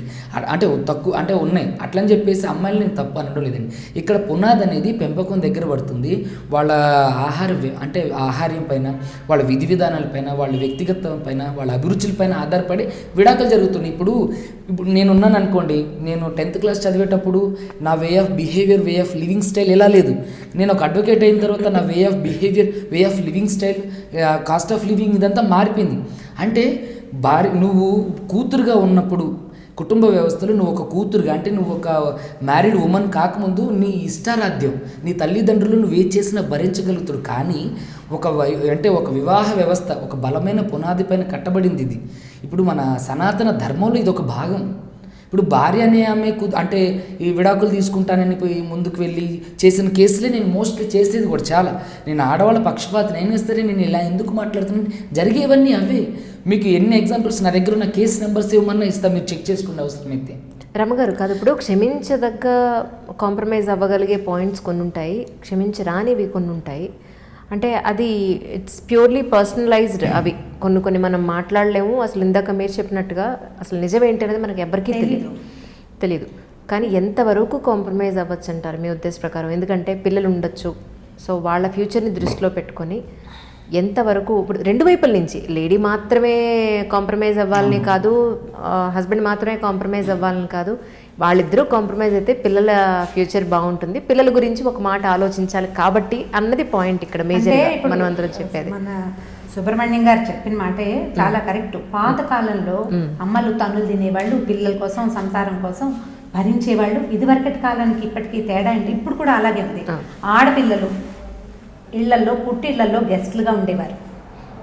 వీరికి తెలియదు బహుశా unwanted guest. Oh my god, such a great point Ramu garu. ఎందుకంటే పెళ్లి అయిన తర్వాత అది అత్తారింటికి సంబంధించిన విషయం. అమ్మాయి ఎప్పుడైనా పండగ వస్తే ఇక్కడ యువరాణిలాగా చూసి పంపించాలి, ఆ పిల్లని ఇక్కడ వంట కూడా చేయించకూడదు అనుకునేవాళ్ళు కొన్ని కుటుంబాలు. ఇప్పుడు కూడా ఉంది. మిడిల్ క్లాస్ ఫ్యామిలీస్ అన్ని ఇలాగే ఉండేవి. అవును. లోవర్ క్లాసెస్ లో బాగా అంటే పేదరికంలో ఉండేవాళ్ళు, పని చేసుకుని జీవించే వాళ్ళు అయితే పిల్ల వస్తే పండగ ఖర్చులు పిల్ల కూడా కొంచెం సంపాదించి తండ్రి మొగుడికి ఇవ్వవలసిన డబ్బులు కూతురే సంపాదించి పెట్టేది పాత కాలంలో. పల్లెటూళ్ళల్లో ఉన్న వాళ్ళకి ఖచ్చితంగా తెలుస్తుంది సంగతి. అప్పటి నుంచి ఇప్పటిదాకా పెళ్ళైన ఆడపిల్ల అన్వాంటెడ్ గెస్ట్, కేవలం గెస్ట్ 4 రోజులు చక్కగా జాగ్రత్తగా చూసి తనంటే దాన్ని పంపించేసేయాలి. అలాంటి పద్ధతి ఇది వరకు ఉండేది. పైగా ఇక్కడ ఏదైనా సమస్య చూస్తే వెళ్ళి ఎవరి మీద పడాలి? ఎవరు ఈవిడ్ని సపోర్ట్ చేసేవాళ్ళు? భర్త దగ్గర తన్నులు తిని ఏడుస్తూ వస్తే 4 రోజుల నుంచి మళ్ళీ ఏదో మంచి రోజు చూసి పసుపు కుంకుమ ఇచ్చి పంపేసేవారు. మేనమామో బాబాయో వెనకాలండి, బాబు నాయన కొంచెం మంచిది చేసుకొని ఆయన ఇట్లా చేయబోతున్నాయన, తల్లి లేని పిల్లనో అమ్మ నాన్న పెద్దవాళ్ళు అయిపోయారని బతిమలాడి, లేదా వాళ్ళ మేనమామ వీళ్ళ మేనమామ కూర్చుని ఇద్దరు డిస్కషన్ చేసి ఏదో మొత్తానికి కాంప్రమైజ్ చేసేవాళ్ళు. ఒకనాటి కాలం అది. ఇప్పుడు పరిస్థితి ఈ ఆలు ఏబిసిడీలు రాని అమ్మలు ఇవాళ లేరు. ఇవాళ ఉన్న వాళ్ళు ఎవరు? ఈ మగవాడితో సమానంగా ప్రతి రంగంలోనూ పరిగెత్తి ఈ పరుగు పందెంలో వాడి చేతిలో సీట్లు కూడా వీళ్ళే లాగేసుకుని కైవసం చేసుకుని అమ్మతల్లులు ఉన్నారు. ఇప్పుడు ఇలా పరిగెత్తిన పిల్లని నువ్వేం చెప్పచ్చు? మీరన్నట్టు అణిగిమడిగి ఉండు కాదు, సాయిదా పాయిదాగా ఉండు. నువ్వు పెళ్లి చేసుకుంటున్నావు, ఏదైనా ప్రాబ్లం వస్తే మీ ఇద్దరు కూర్చుని మాట్లాడుకోండి, లేదా మమ్మల్ని కూర్చోబెట్టి మాట్లాడు. తెగేదాకా లాగదు. అణిగిమణిగుండు, అత్తమామల పాత సేవ చెయ్యి, ఇలాంటివి చెప్పలేము. ఇప్పుడు పాత సేవ కాలం పోయింది, మా చిన్నప్పుడే. ఇప్పుడు లేదు. ఇప్పుడు మనం ఏం చెప్పాలంటే హెల్ప్ఫుల్గా ఉండాలి. ఫ్యామిలీ అనేది చాలా ముఖ్యమైనది. వివాహం మనం ఎందుకు చేస్తున్నాం? పెళ్లి చేసే ముందే ఇప్పుడు మాట్లాడుకునే అవకాశాలు ఉన్నాయి. ఆడపిల్ల మగ పిల్లడు శుభ్రంగా మాట్లాడుకుంటారు. పైగా వీరన్నట్టుగా అటేడు తరాలు ఇటేడు తరాలు ఇప్పుడు చూడట్లేదు, టైం కూడా చూడట్లేదు. ఇప్పుడు ఏం చేస్తున్నాం మనము? మ్యాట్రిమోనీలు రకరకాల అన్ని కులాల వారీగా మ్యాట్రిమోనీలు ఉన్నాయి. ఫ్రెండ్స్ ద్వారా లేదా స్నేహితులు, క్లాస్మేట్స్, ఆఫీస్లో కలీగ్స్ పెళ్లిళ్ళు చేసేసుకుంటున్నారు. అందులో జాతి మత వైషమ్యాలకు తావులేదు. అసలు ఇష్టం ఎలా కావాలంటే అలా పెళ్లి చేసేసుకుంటున్నారు. ఇప్పుడు ఇలాంటప్పుడు వాడికి ఏం చూపిస్తాడో అమ్మాయిలు కానీ అమ్మాయి లేదా అమ్మాయి ఏం చూపిస్తుందో అబ్బాయి కానీ అదే చూస్తారు. వీళ్ళ లోతుపాతులు ఎవ్వరికి తెలియదు. ఇవాళ రేపు మరి వీరు అవునో కాదో లవ్ మ్యారేజెస్ కూడా సమానంగా ఫెయిల్ అవుతున్నాయి. ఇప్పుడు ఎట్లా మనకి అరేంజ్డ్ మ్యారేజెస్ ఫెయిల్ అవుతున్నాయో దాంతో సమానంగా లవ్ మ్యారేజెస్ కూడా సంవత్సరాల తరబడి స్నేహితులుగా ఉన్నవాళ్ళు, తర్వాత ప్రేమించుకుని పెళ్లి చేసుకుని కలిసి ఉండేవాళ్ళు ఇద్దరు. ఇందులో ఏంటంటే ఆడపిల్లలు కొన్నిటిని ఆడవాళ్ళు సహిస్తారు. ఇదివరకటి కాలంలో భార్యలే ఒప్పుకుని భర్తలకి 2వ పెళ్లిళ్ళు చేసేసుకోమని చెల్లెళ్ళను కూడా చేసేసిన రోజులు కూడా ఉండేవి పాతకాలంలో. ఇప్పుడు ఇలాంటి మోసాలని సహించలేకపోతారు. మగవాళ్ళు ఆ మోసాన్ని సహించలేరు. ఇది ఒక సమస్య. ఉద్యోగాల వల్ల సమస్య, వేరు ప్లేసుల్లో పనిచేయాల్సి రావటం, స్థాయి భేదాలు అందులో. తర్వాత ప్రధానమైనది కుటుంబ నేపథ్యం. పెళ్లి చేసుకునేటప్పుడు ప్రేమించుకునేటప్పుడు ఒకళ్ళ మొహాలు ఒకళ్ళే చూసుకుంటూ ఉంటారు. ఇంకా కొన్ని కేసెస్ వీరి దగ్గరకు వచ్చే కేసులు వేరు, మన దగ్గరకు వచ్చేది వేరు కదా. ఆ అమ్మాయి ఒక ఆవిడ నాకు చెప్పారు, అమ్మాయి పీజీ చేస్తుంది. అతను ఆల్రెడీ పీజీ అయ్యింది. ఈ అమ్మాయికి మంచి చోట సీట్ వచ్చింది, అతనికి కొంచెం మంచి చోట రాలా సీటు, ఏదో సుమారైన కాలేజ్. వాళ్ళిద్దరూ కొంచెం చదువుకునే రోజుల్లో ఫ్రెండ్షిప్గా ఉన్నప్పుడు ఆ అమ్మాయి స్నేహితురాలతో ఇతను కొంచెం ఎక్కువగా ఇన్వాల్వ్ అవుతూ ఉండేవాడు. తెలుసు తనకి. అయినా సరే అతనే కావాలని ఇంట్లో బలవంత పెట్టి పోరాడి పెళ్లి చేసుకున్నాక తమ పెళ్లితో పాటు అతని ఫ్రెండ్షిప్ కూడా నడుస్తూనే ఉందని ఆ అమ్మాయికి 1.5-2 ఏళ్ళకి తెలిసింది. అప్పటికి అమ్మాయి పీజీ అయిపోయింది, అతను పీజీ ఫైనల్ ఇయర్లో ఉన్నాడు. తను లేనప్పుడు తన ఫ్రెండ్ తన ఇంట్లో ఉంటుందనే సంగతి ఆవిడకి తెలిసింది. మానేస్తాడు అనుకున్నాను అంటుంది. కాదు, నువ్వు ఎట్లా నమ్మేవమ్మా అని నేను అడిగితే, ఏమో అంటే అప్పుడు నాకు తెలియలేదు, ఒక పిచ్చి ప్రేమ, వాడిని ఒక వదలలేని తను పొసెసివ్గా ఫీల్ అవుతారు, ఈ బొమ్మ నాది అని. స్నేహితురాల చేతుల నుంచి లాక్కుంటున్నాను అనుకుంది ఆవిడ. ఆల్రెడీ ఆ చేతి వీడి పీక పడితే దాని చేతిలో ఉందనే సంగతి గుర్తించలేదు. ఇప్పుడు ఈ పెళ్లి ఫెయిల్ అవుతుందా సక్సెస్ అవుతుందా చెప్పండి? Obviously fail. ఇప్పుడు ఇందులో ఆడవాళ్ళ సాయదా మగవాళ్ళదా తెలివి తక్కువ ఆడవాళ్ళది, 100% తెలివి తక్కువ తెలివి ఆడవాళ్ళు. తక్కువ. ఇట్లాగే అవును. ఇలాగా మగవాళ్ళకి బ్యాడ్ హ్యాబిట్స్ ఉన్నాయని తెలిసి కూడా వాళ్ళతో స్నేహంలో ఉంటారు, తర్వాత ప్రేమించుకుంటారు, హ్యాబిట్ పెరిగిపోతుంది. అవును. ఈ లోపల ఉద్యోగాల్లో సక్సెస్ అవ్వకపోతే హ్యాబిట్ ఎక్కువైపోతుంది, దాన్ని నిరంతరం భరించాల్సి వస్తుంది. స్నేహితులుగా ఉన్నప్పుడు ఏమిటి, ఎవరిళ్లలో వాళ్ళు ఉంటారు, అప్పుడప్పుడు కలుసుకుంటారు, తెలియదు కదా. బాగానే ఉంటుంది. ఒకే ఇంట్లో ఉండాల్సి వచ్చేసరికల్లా ఈ లోపాలన్నీ హ్యాబిట్స్ కానీ బయటపడతాయి. దౌష్ట్యం కానీ వాళ్ళలో ఉండే బ్లాక్ ఇవి ఉంటాయి, కొన్ని నీడలు నల్లటివి, అవన్నీ ప్రత్యక్షంగా చూడాల్సి వస్తుంది. అప్పుడు ఇంకా రెండో దారి ఉండదు. అవును. ఇప్పుడు రెండో దారి లేదు. ఇప్పుడు వీళ్ళు ఏం తెలుసుకున్నారు, ఒకళ్ళ ఫ్యామిలీ గురించి ఒకళ్ళు ఏమి తెలుసుకోరు. ఒకవేళ ఫ్యామిలీలో ఏమైనా ఇబ్బందులు ఉన్నాయనుకో ఎవరు చెప్తారండి, ఎవరైనా చెప్తారా? ఎవ్వరు చెప్పరు. ఒకవేళ మన ఇద్దరం ఎదురుబదురు కూర్చున్నాం, మీ మొహం నిండా మసిందని చెప్పడానికి నేను కూడా మొహమాట పడతాను. అవును, నిజం. మొదట్లో మాట్లాడతాం, మనం బాగా క్లోజ్ అయ్యాక అప్పుడు మాట్లాడతాం. అవును. ఈ క్లోజ్ పెళ్ళైపోయింది అనుకోండి, ఇక అప్పుడు మసి మిగులుతుంది. అవును. ఈ మిగిలేదేంటి? అవును. అదే కదా జరిగేది. ఇది వరకట్లాగా సంబంధాలు చూడడం, పెద్దాళ్ళు వెళ్ళి మాట్లాడుకోవటం అవి చాలా తగ్గిపోయింది. ఇవి ఇమీడియట్ పెళ్ళిళ్ళు. కొంతమంది అమెరికా నుంచి వచ్చి 5-6 పిల్లల్ని చూసి ఒక పిల్లని సెటిల్ చేసుకుని పెళ్లి చేసుకునేవాళ్ళు. అమెరికా నుంచి వచ్చిన ఆడపిల్లలు కూడా 6-7 అబ్బాయిలతోటి మాట్లాడి ఒక అబ్బాయితో పెళ్లి చేసుకునే వాళ్ళు కూడా ఉన్నారు. ఇప్పుడు పెద్ద తెలుసుకునేది ఏముందమ్మా ఇందులో? ఏం లేదు. మనం తెలుసుకోవాల్సింది, తెలియజేయాల్సింది ఏంటంటే ఈ పరుగు పందెంతో పాటు జీవితం అనేది ఒక పెద్ద మ్యాటర్ అని. అది పిల్లలకి కాదు తెలియవలసింది, పేరెంట్స్. నువ్వు వేసే స్టెప్పే సరైంది కాదని పేరెంట్స్ పిల్లలకి చెప్పగలగాలి. లేదా ఈ నడుస్తున్న నడక ఏదైతే ఉందో ఇది మనకు ఒక ఫ్యామిలీ, ఇందులోకి వెళ్తావు, నువ్వు ఈ ఎంటర్ అయ్యేదాన్ని నువ్వు సరిగ్గా చేసుకో, సజావుగా ఉండు. రేపొద్దున ఏదైనా తేడా పాడా వస్తే ఇలా తెంపేసి ఎన్ని చోట్ల ముళ్ళు కట్టిస్తాం మనం? అవును.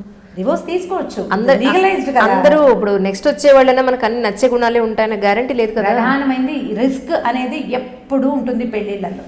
నేను ఎప్పుడో ఒక వీడియో చేసి పెళ్ళి ఇప్పుడు గ్యాంబ్లింగే, చాలా రోజుల క్రితం చేసి ఎప్పుడు గ్యాంబ్లింగే. అది రెండు పందెం వేస్తాము, 2 పడుతుందో 1 పడుతుందో తెలియదు వెదవది. మనకేమైనా గ్యారంటీ ఉందా? విసిరావు నువ్వు 4 గవ్వలు, 2 పడాలని ఆస్పైర్ చేస్తావు, లోపల బోల్డ్ అంతా ఊహిస్తావు, ఎఫర్మేషన్స్ బోల్డ్ ఉంటాయి. 2 పడాలి, 2 పడిన తర్వాత అప్పుడు ఆకుపచ్చటి చెట్లు, తర్వాత పైనుంచి వెన్నెల, ఇక్కడ సెలయేరు, బోల్డ్ ఊహిస్తావు. అది 1 పడితే మొత్తం ఊహంతా పోయిందా? ఎంత ఊహిస్తాం పెళ్ళంటే, ఆడవాళ్ళైనా మగవాళ్ళైనా. మగవాడికి ఒక సెక్యూర్డ్ హాయ్ ఫ్యామిలీ లైఫ్, ఆడవాళ్ళకి ఒక సెక్యూర్డ్ బ్యూటిఫుల్ లైఫ్. ఆడపిల్లలు తమని సంతోషంగా ఉంచేవాళ్ళు కావాలని కోరుకుంటారు. మగవాడు తనతో పాటు చక్కగా నడిచే సహచరి కావాలని కోరుకుంటారు. వాళ్ళు జాగ్రత్త పడాలి. ఈ నడుస్తున్నది ఒకవేళ ఇది ఒక్క కాలి మీదే నడుస్తుంది, అయినా దాన్ని నడిపించాలి. కుంటిదో గుడ్డిదో మనం చేసుకున్నాము, దీన్ని మనం భరించాలి, నేను భర్తని అనే ఇంగితం మగపిల్లలకి ఉండాలంటే ముందు పేరెంట్స్కి ఉండాలి. ఆడపిల్లలకి ఇప్పుడు ఎవడో ఒకరిని సెలెక్ట్ చేసుకున్నాం, వీడు ముళ్ళ దారిలో తీసుకెళ్తాడు, ఏ దారిలో తీసుకెళ్తాడు, కాళ్ళు జాగ్రత్తగా వేసుకుని నడవడం నేర్చుకోవాలి. మనం ఆలోచించుకోవాలి. మొదట ఆలోచించి నువ్వు దిగు. ఆ మొదట ఆలోచన లేకుండా అప్పటికప్పుడు హుమ్మస్సులో చేసేది. పోనీ ఈ హుమ్మస్సు టీనేజ్ పెళ్ళిళ్ళు అనుకోండి, పాపం వాళ్ళకి ఏం ఆలోచన లేదు, చిన్నతనం కదా, బాగా ఎదగరు, మనసుకు తెలియదు. ఎప్పుడు కలర్ఫుల్ థింగ్సే తెలుస్తాయి టీనేజ్లో. దాని వెనకాల ఉన్న చీకటి అర్థం కాదు. 24 ఏళ్ళు, 26 ఏళ్ళు, 30 ఏళ్ళు వచ్చాక అప్పుడు కూడా నువ్వు అలా చిన్నతనంగానే ఉంటావా? అప్పుడైనా నువ్వు ఎందుకు ఆలోచించవు? కనపడే ఈ రంగుల స్వప్నం వెనకాల ఏముంది అనేది ఆలోచించి దానికి రెడీ అయ్యి దూకేసేయాలి. ఈ రెడీ చేసే బాధ్యత డెఫినెట్గా పేరెంట్సే. ప్రతిసారి తల్లి తండ్రి తమదైన వేరు ప్రపంచాల్లో ఉండిపోతున్నారు ఇప్పుడు. ఇప్పుడు విడాకులు తీసుకునే చాలామంది పిల్లల పేరెంట్స్ అన్బన్ ఉంటుంది. అమ్మా నాన్న ఎప్పుడు కొట్టుకుంటూ ఉంటారు.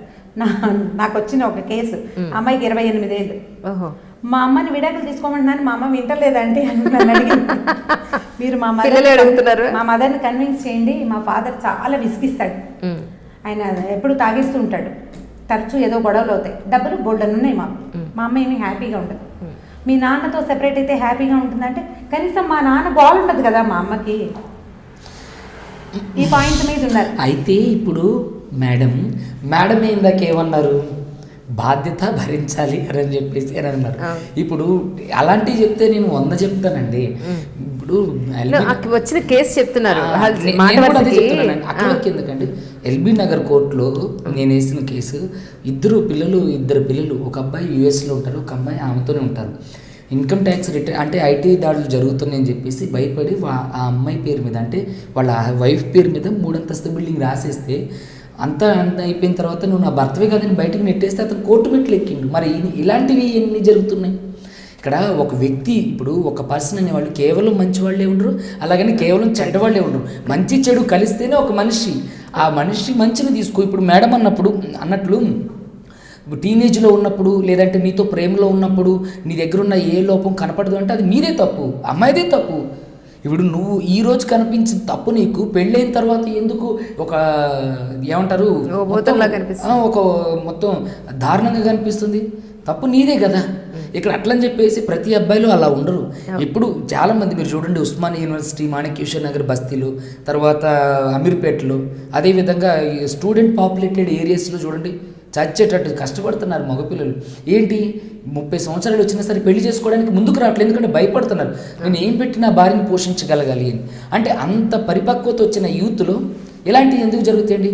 కేవలం ఇక్కడ ఏంటంటే నువ్వు నేను సమానం, నేను నీకంటే ఏం తక్కువ కాదు అనే ఒక అహంభావం ఎప్పుడైతే స్త్రీలలో ఏర్పడుతుందో అప్పుడే ఈ వీళ్ళ మధ్య క్లాషెస్ అనేవి ఏర్పడతాయి. ఇంకొకటి ఏంటంటే వీళ్ళ మధ్య మోస్ట్లీ నేను చూసిన దాని ప్రకారం అయితే అహంతో చాలా జరిగితే ఆ తర్వాత వీళ్ళకి మధ్య అనుమానం, అక్రమ సంబంధాలు ఉండే అన్న భావన, ఆ అనుమానంతో మోస్ట్లీ జరుగుతున్నాయి. ఇంకా కానీ ఇక్కడ ఈ వీళ్ళ మధ్య ఏంటనంటే నవీన భావజాలం, తర్వాత అభివృద్ధి చెందుతున్నటువంటి మన సోషల్ మీడియా కానివ్వండి, ఫోన్ కానివ్వండి.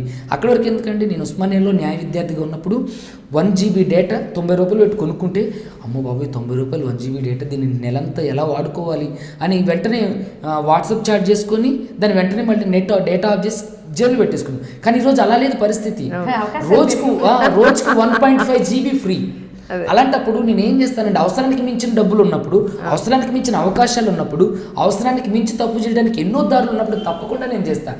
ఇందులో స్త్రీలు పురుషులు అనే తేడా లేదు. ఖచ్చితంగా ఇందులో లింగభేదం అనేది ఏం లేదండి. తప్పు చేయడానికి ఇద్దరు తప్పు చేస్తున్నారు.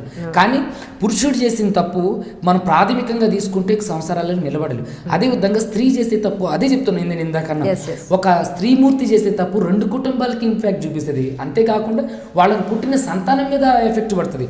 ఇప్పుడు అమెరికా లాంటి దేశాల్లో కాంట్రాక్ట్ పెళ్ళిళ్ళు ఎందుకు జరుగుతున్నాయండి? వాళ్ళకి అవగాహన లేదు. వాళ్ళకి మనలాగా ఒక వివాహ బంధం మీద బలమైన పటిష్టమైన నమ్మకం లేదు. మనలాగా వివాహ బంధం అంటే మన పెద్దలు నువ్వు ఏనతోనే నీ అంటే పాతకాలంలో మేడంకి తెలిసి ఉండి ఆ ఎత్తి మీద పడితే ఆ వాకిలే నువ్వు ఊడ్చాలి, నువ్వు చనిపోయేంత వరకు నువ్వు అక్కడే ఉండాలి అంటే అదే చెప్తున్నా. 50 years బ్యాక్ ఇంతే ప్రపంచం. ఇప్పుడు మనం ఎన్ని రకాల మార్పులు వచ్చినాయి, ఎన్ని అవకాశాలు వచ్చినాయి, ప్రపంచం ఎంత మారిపోయింది. ఇంత మారినా ఇదే భావజాలంతో ఉంటామంటే కుదరదు. మరి ఇప్పుడు నేను అదే కుదరదు. అందుకని ఏం చెప్పాలి? మీరు సరిగ్గా మీరు చెప్పిన మాటలే, మన ఇద్దరం ఒకటే విషయాన్ని మీరు ఇందాక ఆ స్టైల్లో చెప్పలా. ఇప్పుడు అబ్బాయిలు ఇలా చేశారు, ఇలా ఉండాలి, మీరు క్వీన్ లాగా ఉండాలి అని అంటే మీ క్వీన్కి సరైన ఈడు జోడు మీరు తయారు చేసిన ఇంకొక రాజుని, ఒక కింగ్ని తీసుకురండి. ఇప్పుడు విభిన్న మనస్తత్వాలని తీసుకొచ్చి ఒక దగ్గర కలపాలంటే ఖచ్చితంగా వాళ్ళ మధ్య కొంత క్లాషెస్ వస్తుంది. మేడం ఏం చెప్తున్నారు అంటే మన పాయింట్ విడాకులు తీసుకోవాల్సిన పరిస్థితులు ఎందుకు వస్తున్నాయని. కానీ ఇక్కడ మేడం నేను స్త్రీ పక్షపాతిని కాదు అంటూనే స్త్రీ పక్షపాతం చూపిస్తున్నారు.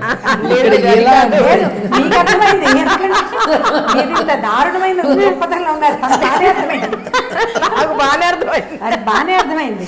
కాదు కాంప్రమైజ్ అయ్యి ఉండాలన్న పాయింట్ మీరంటే ఇప్పుడు చాలా మంది లేడీస్ అనేది ఏంటంటే చెప్తున్నాను, అణిగి మణిగి ఉండటం అనేది రూల్డ్ అవుట్ అండి.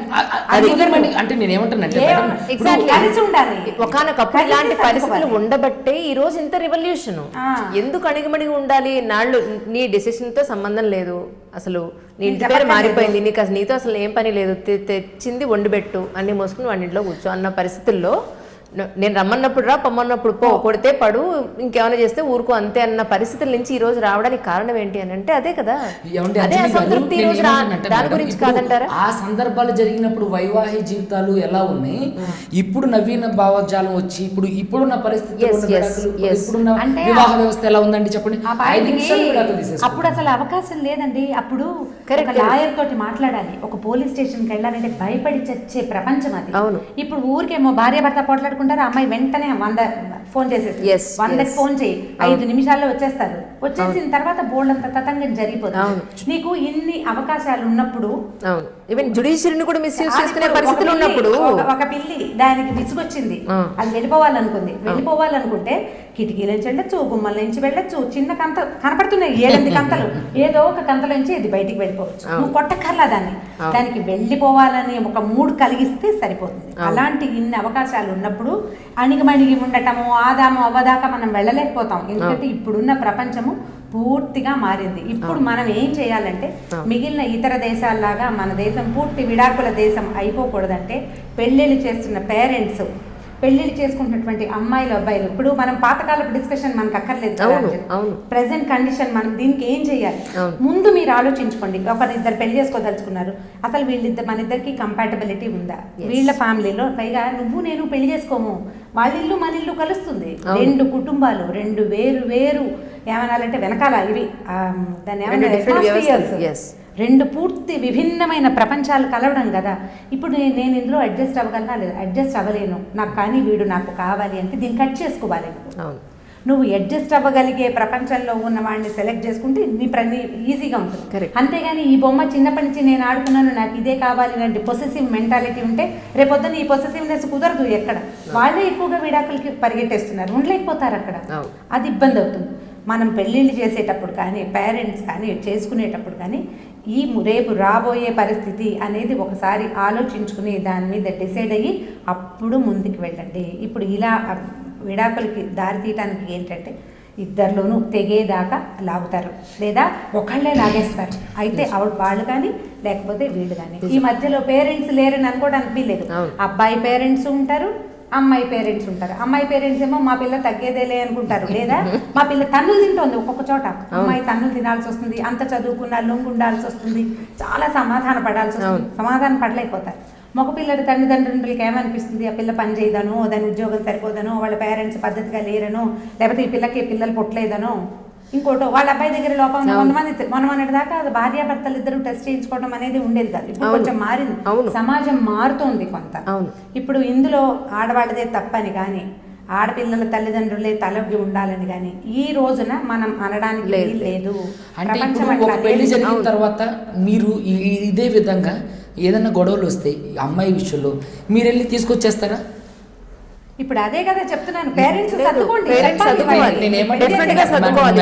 సర్దుకోగలిగే సమస్య అయితే డెఫినెట్ గా సర్దుకోవాలి. చూడండి, ఇక్కడ విడాకుల వరకు వెళ్తున్నారు. కారణం అని అంటే అమ్మాయిలతోనే ఇది 100%. మీరు నన్ను తప్పుగా అనుకోండి, మీరు ఇంకేమని అనుకోండి. ఏంటంటే నేనున్న వాస్తవాన్ని బహిర్గతం చేస్తున్నా, నేను నాంచి దాన్ని ఏం చెప్పట్లేదు. నేను ఉన్నది ఏం చెప్తున్నా అంటే ఇప్పుడు అమ్మాయిలకు అనేక రకాలైనటువంటి విషయాలు అవగాహన వచ్చేసేసరికి ఫాల్స్ ఎలిగేషన్స్ భర్త మీద కొడితే వీళ్ళు వెళ్ళి 498A additional dowry harassment, 4 and 6 DP అంటే డౌరీ ప్రొవిజన్ యాక్ట్ ఇట్లా పెడుతున్నప్పుడు అబ్బాయి ఏం చేస్తారండి, అరే నేను అడిషనల్ డౌరీ అంటే నేను ఎక్కువ వరకట్ను అడగలేదు,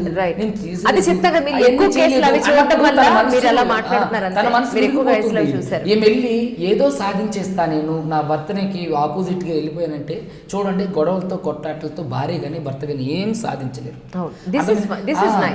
నేను భార్యని భర్తను కొట్టమని నేను ఏ వేదిక ద్వారా చెప్పలా. చూడండి, నేను అట్లా భార్యని భర్తను కొట్టమంటే నేను భార్య అంటే ఆడవాళ్ళ గురించి ఎందుకు అంటే పోరాటాస్తాను, నేను అట్లంటలేదు. ఒకవేళ కొడితే వాళ్ళ మధ్య జరిగిన సంఘటన ఇలాంటిది ఏదైనా జరిగితే వీళ్ళు ఏంటి వెంటనే 498A 4 and 6 DP యాక్ట్, గృహహింస, అవిహింస, ఇవన్నీ జీవహింస అన్నీ పెడుతుంటే వాడికి ఏమనిపిస్తుంది? అబ్బాయి అనే ఒక అబ్బాయికి అంటే వాడు జడపదార్థమే. ఎందుకంటే మీరు చూడండి, ఇటీవల కాలంలో పేపర్లో ఇతను నాతో స్నేహం చేసి నన్ను వదిలేశాడు అని గర్భవతులు, చంటి పిల్లల తల్లులు మంది ఫైట్ చేస్తున్నారు. వాళ్ళేమో ఓ పక్కన వాళ్ళు చాలా బంగారు కుమారులు అబ్బాయిలు, ఆడపిల్లలే ఇలా చేస్తారంటున్నారు.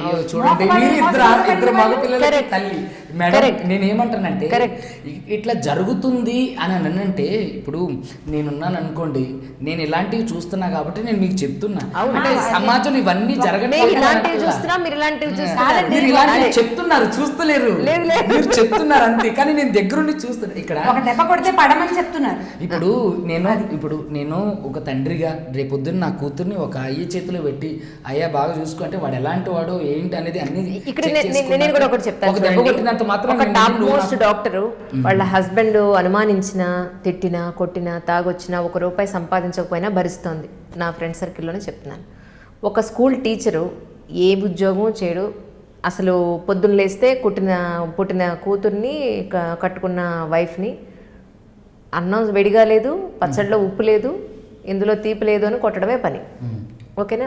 అంటే ఇలాను వాళ్ళు ఉన్నారు, అలా ఉన్నారు. నేను అనేది ఏంటంటే చాలా మంది ఆడవాళ్ళు భరిస్తున్నారు. కాదమ్మా, మనం చాలా మంది ఆడవాళ్ళు భరిస్తున్నారు. ఇప్పుడు ఈ పాయింట్ కాదు, మనము విడాకులకి దారి తీస్తున్న పరిస్థితులు ఎట్లా అందులోంచి తప్పించాలి, అవును, ఇది మాట్లాడాల్సింది పోయి మనం ఆడ మొగల దౌష్ట్యాల లోపలికి వెళ్ళిపోతున్నాం. అవును, చాలా వృధా అయిన మాటలు.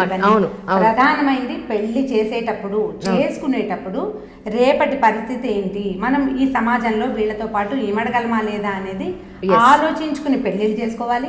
పేరెంట్స్ దానికి ఆలోచించుకుని ముందే మాట్లాడుకుని దిగాలి పెళ్లిళ్ళకి. ఇక ముందు చేయబోయే ఆల్రెడీ ఉన్న పెళ్లిళ్ళు ఏదైనా ఎంతసేపు నువ్వు తెంపుతావు. ప్రధానమైనది ఏంటంటే ఒక డివోర్స్, పెళ్ళై 5-6 ఏళ్ళు అయింది, ఒక చంటి పిల్లాడు ఉన్నారు, డివోర్స్ తీస్తాము.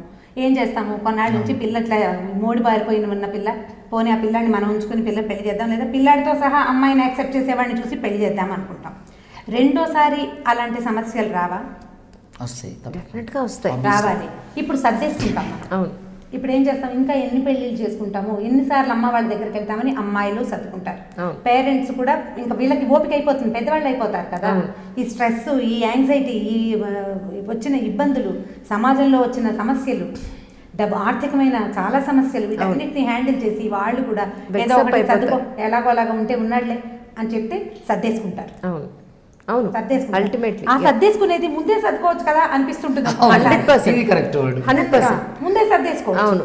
ప్రధానమైనది ఏంటంటే ఈ పెళ్ళనే గ్యాంబ్లింగ్, దీంతో మనకి చక్కటి కుటుంబ వ్యవస్థ వచ్చే అవకాశం ఉంది ఈ గ్యాంబ్లింగ్ తోటి.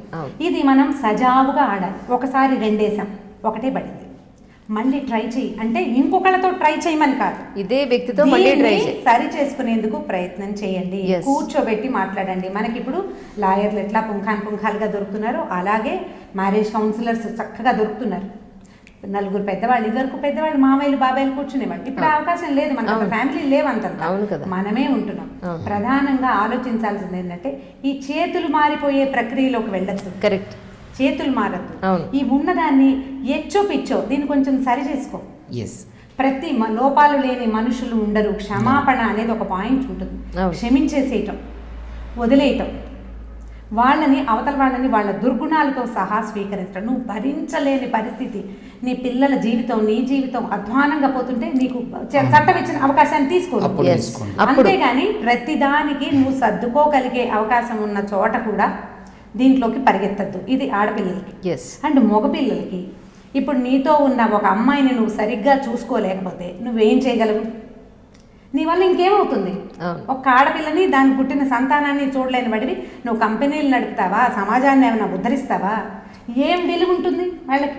ప్రతి మగవాడు ఆలోచించుకోవాల్సింది అది. అత్తవారింటి నుంచి ఆస్తులు తీసుకోవడానికి కానీ నీకేం హక్కు ఉంది అక్కడ? సిగ్గుమాలినతనం కాదు అది. ఎందుకు నా కాళ్ళ మీద నేను నిలబడతాను అని వెన్నెముక నిటారుగా ఉండే జంతువును, మనం జంతువులమే అందరం కూడా, అవి ఇవి కూడా, అవి అడ్డంగా ఉంటే మనం నిలువుగా ఉంటాం. జంతువులు వాటంతా శక్తి అనుసారం కష్టపడి సంపాదించుకుంటాయి. నేను సంపాదించలేనా అనే మొగతనపు ఆలోచన ఎందుకు రాదు? మొగతనం అంటే ఓ పెళ్లి చేసుకోవడం, దానికో 2-3 పిల్లలు కంటాం కాదు కదా. నీ బతుకు నువ్వు బతకటం. ఇలాంటి అవుట్లుక్ని, ఈ రకమైన ఆలోచనని మగపిల్లల పేరెంట్స్ నేర్పగలగాలి. కరెక్ట్. ఇది నేర్పిస్తే అప్పుడు సమాజం బాగుపడుతుంది. ఈ డివోర్స్ అనేది మనకి చట్టం ఇచ్చిన ఒక మంచి అవకాశం. అలాంటి అవకాశాల్లో కూడా బాగా కొట్లాడుకు చచ్చి డివోర్స్కి వచ్చిన ఇలాంటి లాయర్లు గంటల తరబడి కూర్చోబెట్టి కౌన్సిలర్ దగ్గరికి వెళ్ళమని వాళ్ళిద్దరిని ఒప్పించి, గారని ఫ్రెండ్ ఉన్నారు, అప్పుడు చెప్తుంటారు, పొద్దున్నుంచి బాగానమ్మా తలకాయ నొప్పి వచ్చింది, పిల్లకి చెప్పలేకపోయాను, పిల్ల ఒప్పుకుంటే పిల్ల అమ్మ ఒప్పుకోవట్లేదు, లేదా పిల్లాడు ఒప్పుకుంటే వాడు అక్కడే ఒప్పుకోవట్లేదు చెప్తుంటారు ఆవిడ. ఇప్పుడు వాళ్ళతో డిస్కస్ చేసి ట్రై చేస్తారు. ఇప్పుడు ఇన్ని డివోర్సులు చూస్తున్నామా, ఎన్ని కాంప్రమైజ్ చేసి ఉంటారో ఇలాంటి మహానుభావులు, భూమి మీద నడయాడుతున్న దేవదూతలు. వాళ్ళే ఒప్పిస్తారు బలవంతంగా, చెప్తారు ఏదో ఒకటి, ఇట్లా కాదు అట్లా కాదు ఇట్లా. పోలీస్ స్టేషన్లో కొన్ని అయిపోతాయి, పోలీస్ డిపార్ట్మెంట్లో కూడా ఈ కొట్లాటల్ని కౌన్సిలింగ్ చేసేస్తారు, వీళ్ళు చేస్తారు. కొన్ని చోట్ల పేరెంట్స్ వాళ్ళు వీళ్ళు తంటాలు పడి చేస్తున్నా అయినా కూడా మనకి ఎక్కువే కనపడుతుంది. ఈ పరిగెత్తేది ప్రజ్ఞ ఇదంతా కూడా మనం పెళ్ళిళ్ళు చేసుకునే ముందు కనుక చూపిస్తే, ఫ్రెండ్స్ని, క్లాస్మేట్స్ని, కలీగ్స్ని, తర్వాత అప్పుడే ఫేస్బుక్లో పరిచయమైన స్నేహాలతో పెళ్ళిళ్ళు చేసుకునేటప్పుడు మనం పెళ్లి చేసుకునేది ఒక కుర్రవాడిని, ఒక మగవాడిని కాదు, వాడితో వాడి వెనకాలన్న మహాప్రపంచాన్ని పెళ్లి చేసుకోబోతున్నాం. ఎగ్జాక్ట్లీ. దాంట్లోకి వెళ్తాం అన్న ఇంగితంతో ఆడపిల్లలు ప్రవర్తించాలి.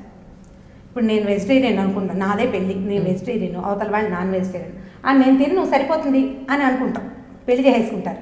రోజు వాళ్ళు కోడో మేకో ఏదో తింటారు, అక్కడ భరిస్తూ ఉండదు. కొంతమంది భరిస్తారమ్మా, వాళ్ళని ఏ మట్టితో చేస్తాడో భగవంతుడు తెలియదు కానీ భరించి ఊరుకుంటారు.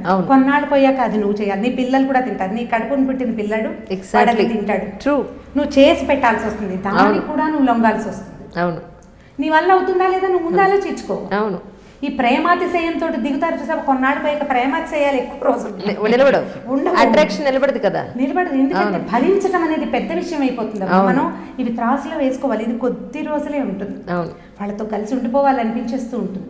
చాలా కాలం ఈ కథ నడవదు. మనం ఏంటంటే సినిమాల వల్ల ఇదే పెద్దయ్యా కూడా 50 ఏళ్ళు వచ్చాక కూడా అలాగే శోభన్ బాబు జయచిత్రలాగా మనం ఉంటామని నమ్ముతుంటారు. ఒక 5-6 ఏళ్లలోనే ఇది కథ మారిపోతుందని అర్థం చేసుకోరు. అవును, అర్థం కాదు అసలు. మన సినిమాలు ఇందులో ఎంత పెద్ద పాత్ర పోషిస్తాయంటే ఇంకే విషయంలోనూ నేను సినిమాల సమయం తేను. పెళ్ళైన కొత్తలో ఉన్నట్టుగా 50 ఏళ్ళు వచ్చి వాళ్ళ పిల్లలు పుట్ట కూడా భార్య భర్త అనురాగంగా ఉన్నట్టు చూపిస్తారు సినిమాలలో. భలే ప్రీతిగా ఉంటారు. బా అసలు చెప్పద్దు.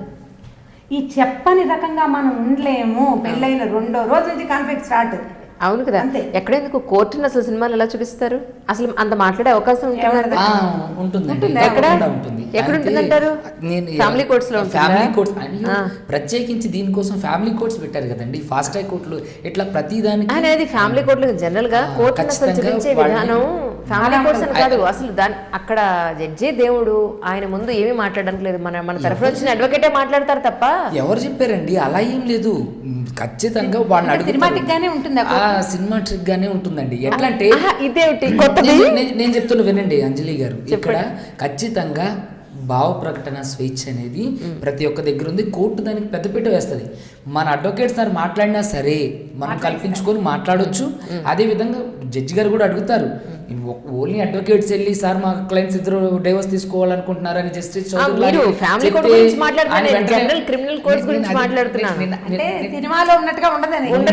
ఖచ్చితంగా వాళ్ళకి వాళ్ళ భావాన్ని వ్యక్తీకరించే అవకాశమే కోర్టు ముఖ్యంగా వాళ్ళకి ప్రాధాన్యత ఇస్తుంది. అడ్వకేట్స్ మాట్లాడేది ఓకే, కానీ ఒక విడాకులు తీసుకోవాలనుకున్నప్పుడు అడ్వకేట్ చెప్పి రిప్రజెంటేషన్ చేసిన తర్వాత కూడా అడుగుతారు. ఏ కేసులోనైనా సరే చూడండి, మీరు ఏదైనా మాట్లాడాలనుకున్నప్పుడు అడ్వకేట్ సార్ మాట్లాడినా సరే మీరు కూడా మాట్లాడొచ్చు, కోర్టు ఏం అబ్జెక్ట్ చేయదు. ఇక్కడ ఏంటంటే రిప్రజెంటర్గా అంటే మీ తరపున ఒక వకాలత్ అనేది నేను వేయాలి కాబట్టి మీ తరపున కోర్టుకి నా వాదనలు వినిపిస్తా. ఇప్పుడు నేను ఒక టెక్నికల్గా నేను మాట్లాడే భాష మీకు రాదు, ఇంకోటి ఏంటంటే టెక్నికల్గా అంటే కోర్టు భాష మీకు రాదు, నార్మల్ వ్యక్తికి రాదు. సో దాన్ని నేను రిప్రజెంటేషన్ చేస్తున్నా. ఇక్కడ లేని రిప్రజెంటేషన్ ఇట్లా ఉన్నదాన్ని జుడిషియరీ అంటే న్యాయ వ్యవస్థ ప్రకారంగా ఒక న్యాయవాది రిప్రజెంటేషన్ చేయాలని ఒక రూల్ ఉంది కాబట్టి దాని ప్రకారమే ఉన్నదాన్ని నేను ఆయనకు చెప్తా. అదేవిధంగా కొన్ని విషయాల్లో నేను చెప్పలేకపోతే ఆ విషయాలు కూడా ఆయన కల్పించుకొని చెప్పొచ్చు, సినిమాటిక్గానే ఉంది. ఇక్కడ మేడం అన్నట్లు చాలా చక్కగా చెప్పారు, ఆడపిల్ల వాళ్ళు ఇది ఇందాక చెప్పినట్లుగా. అదేవిధంగా నేను ఏమంటున్నానంటే విడాకులు తీసుకోవడానికి దోహదమయ్యే కారణాలు ఖచ్చితంగా ఆర్థిక పరిస్థితులు, అభివృద్ధి చెందినటువంటి ఆలోచనలు ఇవే. ఇప్పుడు అమ్మాయి సమానంగా సంపాదిస్తుంది, అబ్బాయి సమానంగా సంపాదిస్తుంది. అప్పుడు అమ్మాయి తను మాట పడాల్సిన పరిస్థితి లేదు. నా కాళ్ళ మీద నేను నిలబడతాను, నువ్వే గొట్టం గడివి, నీ మాట నేను అసలు వినను అనే అమ్మాయిలే బయటకు వచ్చి తీసుకుంటున్నా. ఈరోజు చూస్తే 2 పెద్ద సెలబ్రిటీస్ తీసుకున్నారు 18 ఏళ్ళ వైవాహిక జీవితానికి మేము ముగింపు పలుకుతుంటాం అని చెప్పేసి. అంటే అదేంటో వాళ్ళు దాన్ని కూడా సెలబ్రేట్ చేసుకుంటున్నారు. ఎంత దౌర్భాగ్యం స్థితిలో పడిపోయినా చూడండి. అంటే నేను ఏమంటాను, వివాహం జరిగేది నువ్వు సెలబ్రేట్ చేసుకున్నావు అంటే ఓకే, అదేవిధంగా నువ్వు డివోర్స్ని కూడా ఎంజాయ్ చేస్తున్నారు అని అంటే ఇక అది ఎంత అంటే. ఇప్పుడు అందులో పాయింట్ ప్రధానమైనది సెలబ్రిటీలు వాళ్ళు ఓపెన్గా చెప్పుకున్నారు. మనం మామూలు వాళ్ళం, ఒక middle class, upper middle class, పోనీ పర్వాలా కొంచెం బాగానే ఉన్నాం. సమాజంలో మా పిల్ల డివోర్స్ తీసుకుంటుంది అని సింపుల్గా పేరెంట్స్ కానీ, మా అబ్బాయి డివోర్స్ తీసుకుంటున్నాడని అబ్బాయి తల్లిదండ్రులు కానీ ఓపెన్గా చెప్పుకోగలిగే సమాజం వచ్చేసిందా మన దగ్గర? రాలేదు, ఇంకా రాలా. సిగ్గుపడి చాలా రోజులు దాచిపెడతాం. ఎప్పటికో నిదానంగా మన చుట్టాల్లోకి పంపించి నిదానంగా చెప్పుకుంటాం. అంతేగాని అయిపోయింది మేము చేసేసాము అని ఒక పబ్లిక్ స్టేట్మెంట్ ఇచ్చి మన వాట్సాప్ గ్రూప్లో పెట్టాం. మనం మా పిల్ల డివోర్స్ తీసుకుంటోంది అని పెట్టలేకపోతున్నాం. అందులో ఏదో తప్పు పొరపాటు ఉందని మనకే అనిపిస్తూ ఉంటుంది కదా. ఇంకా మనం అందులో ఉన్నాం.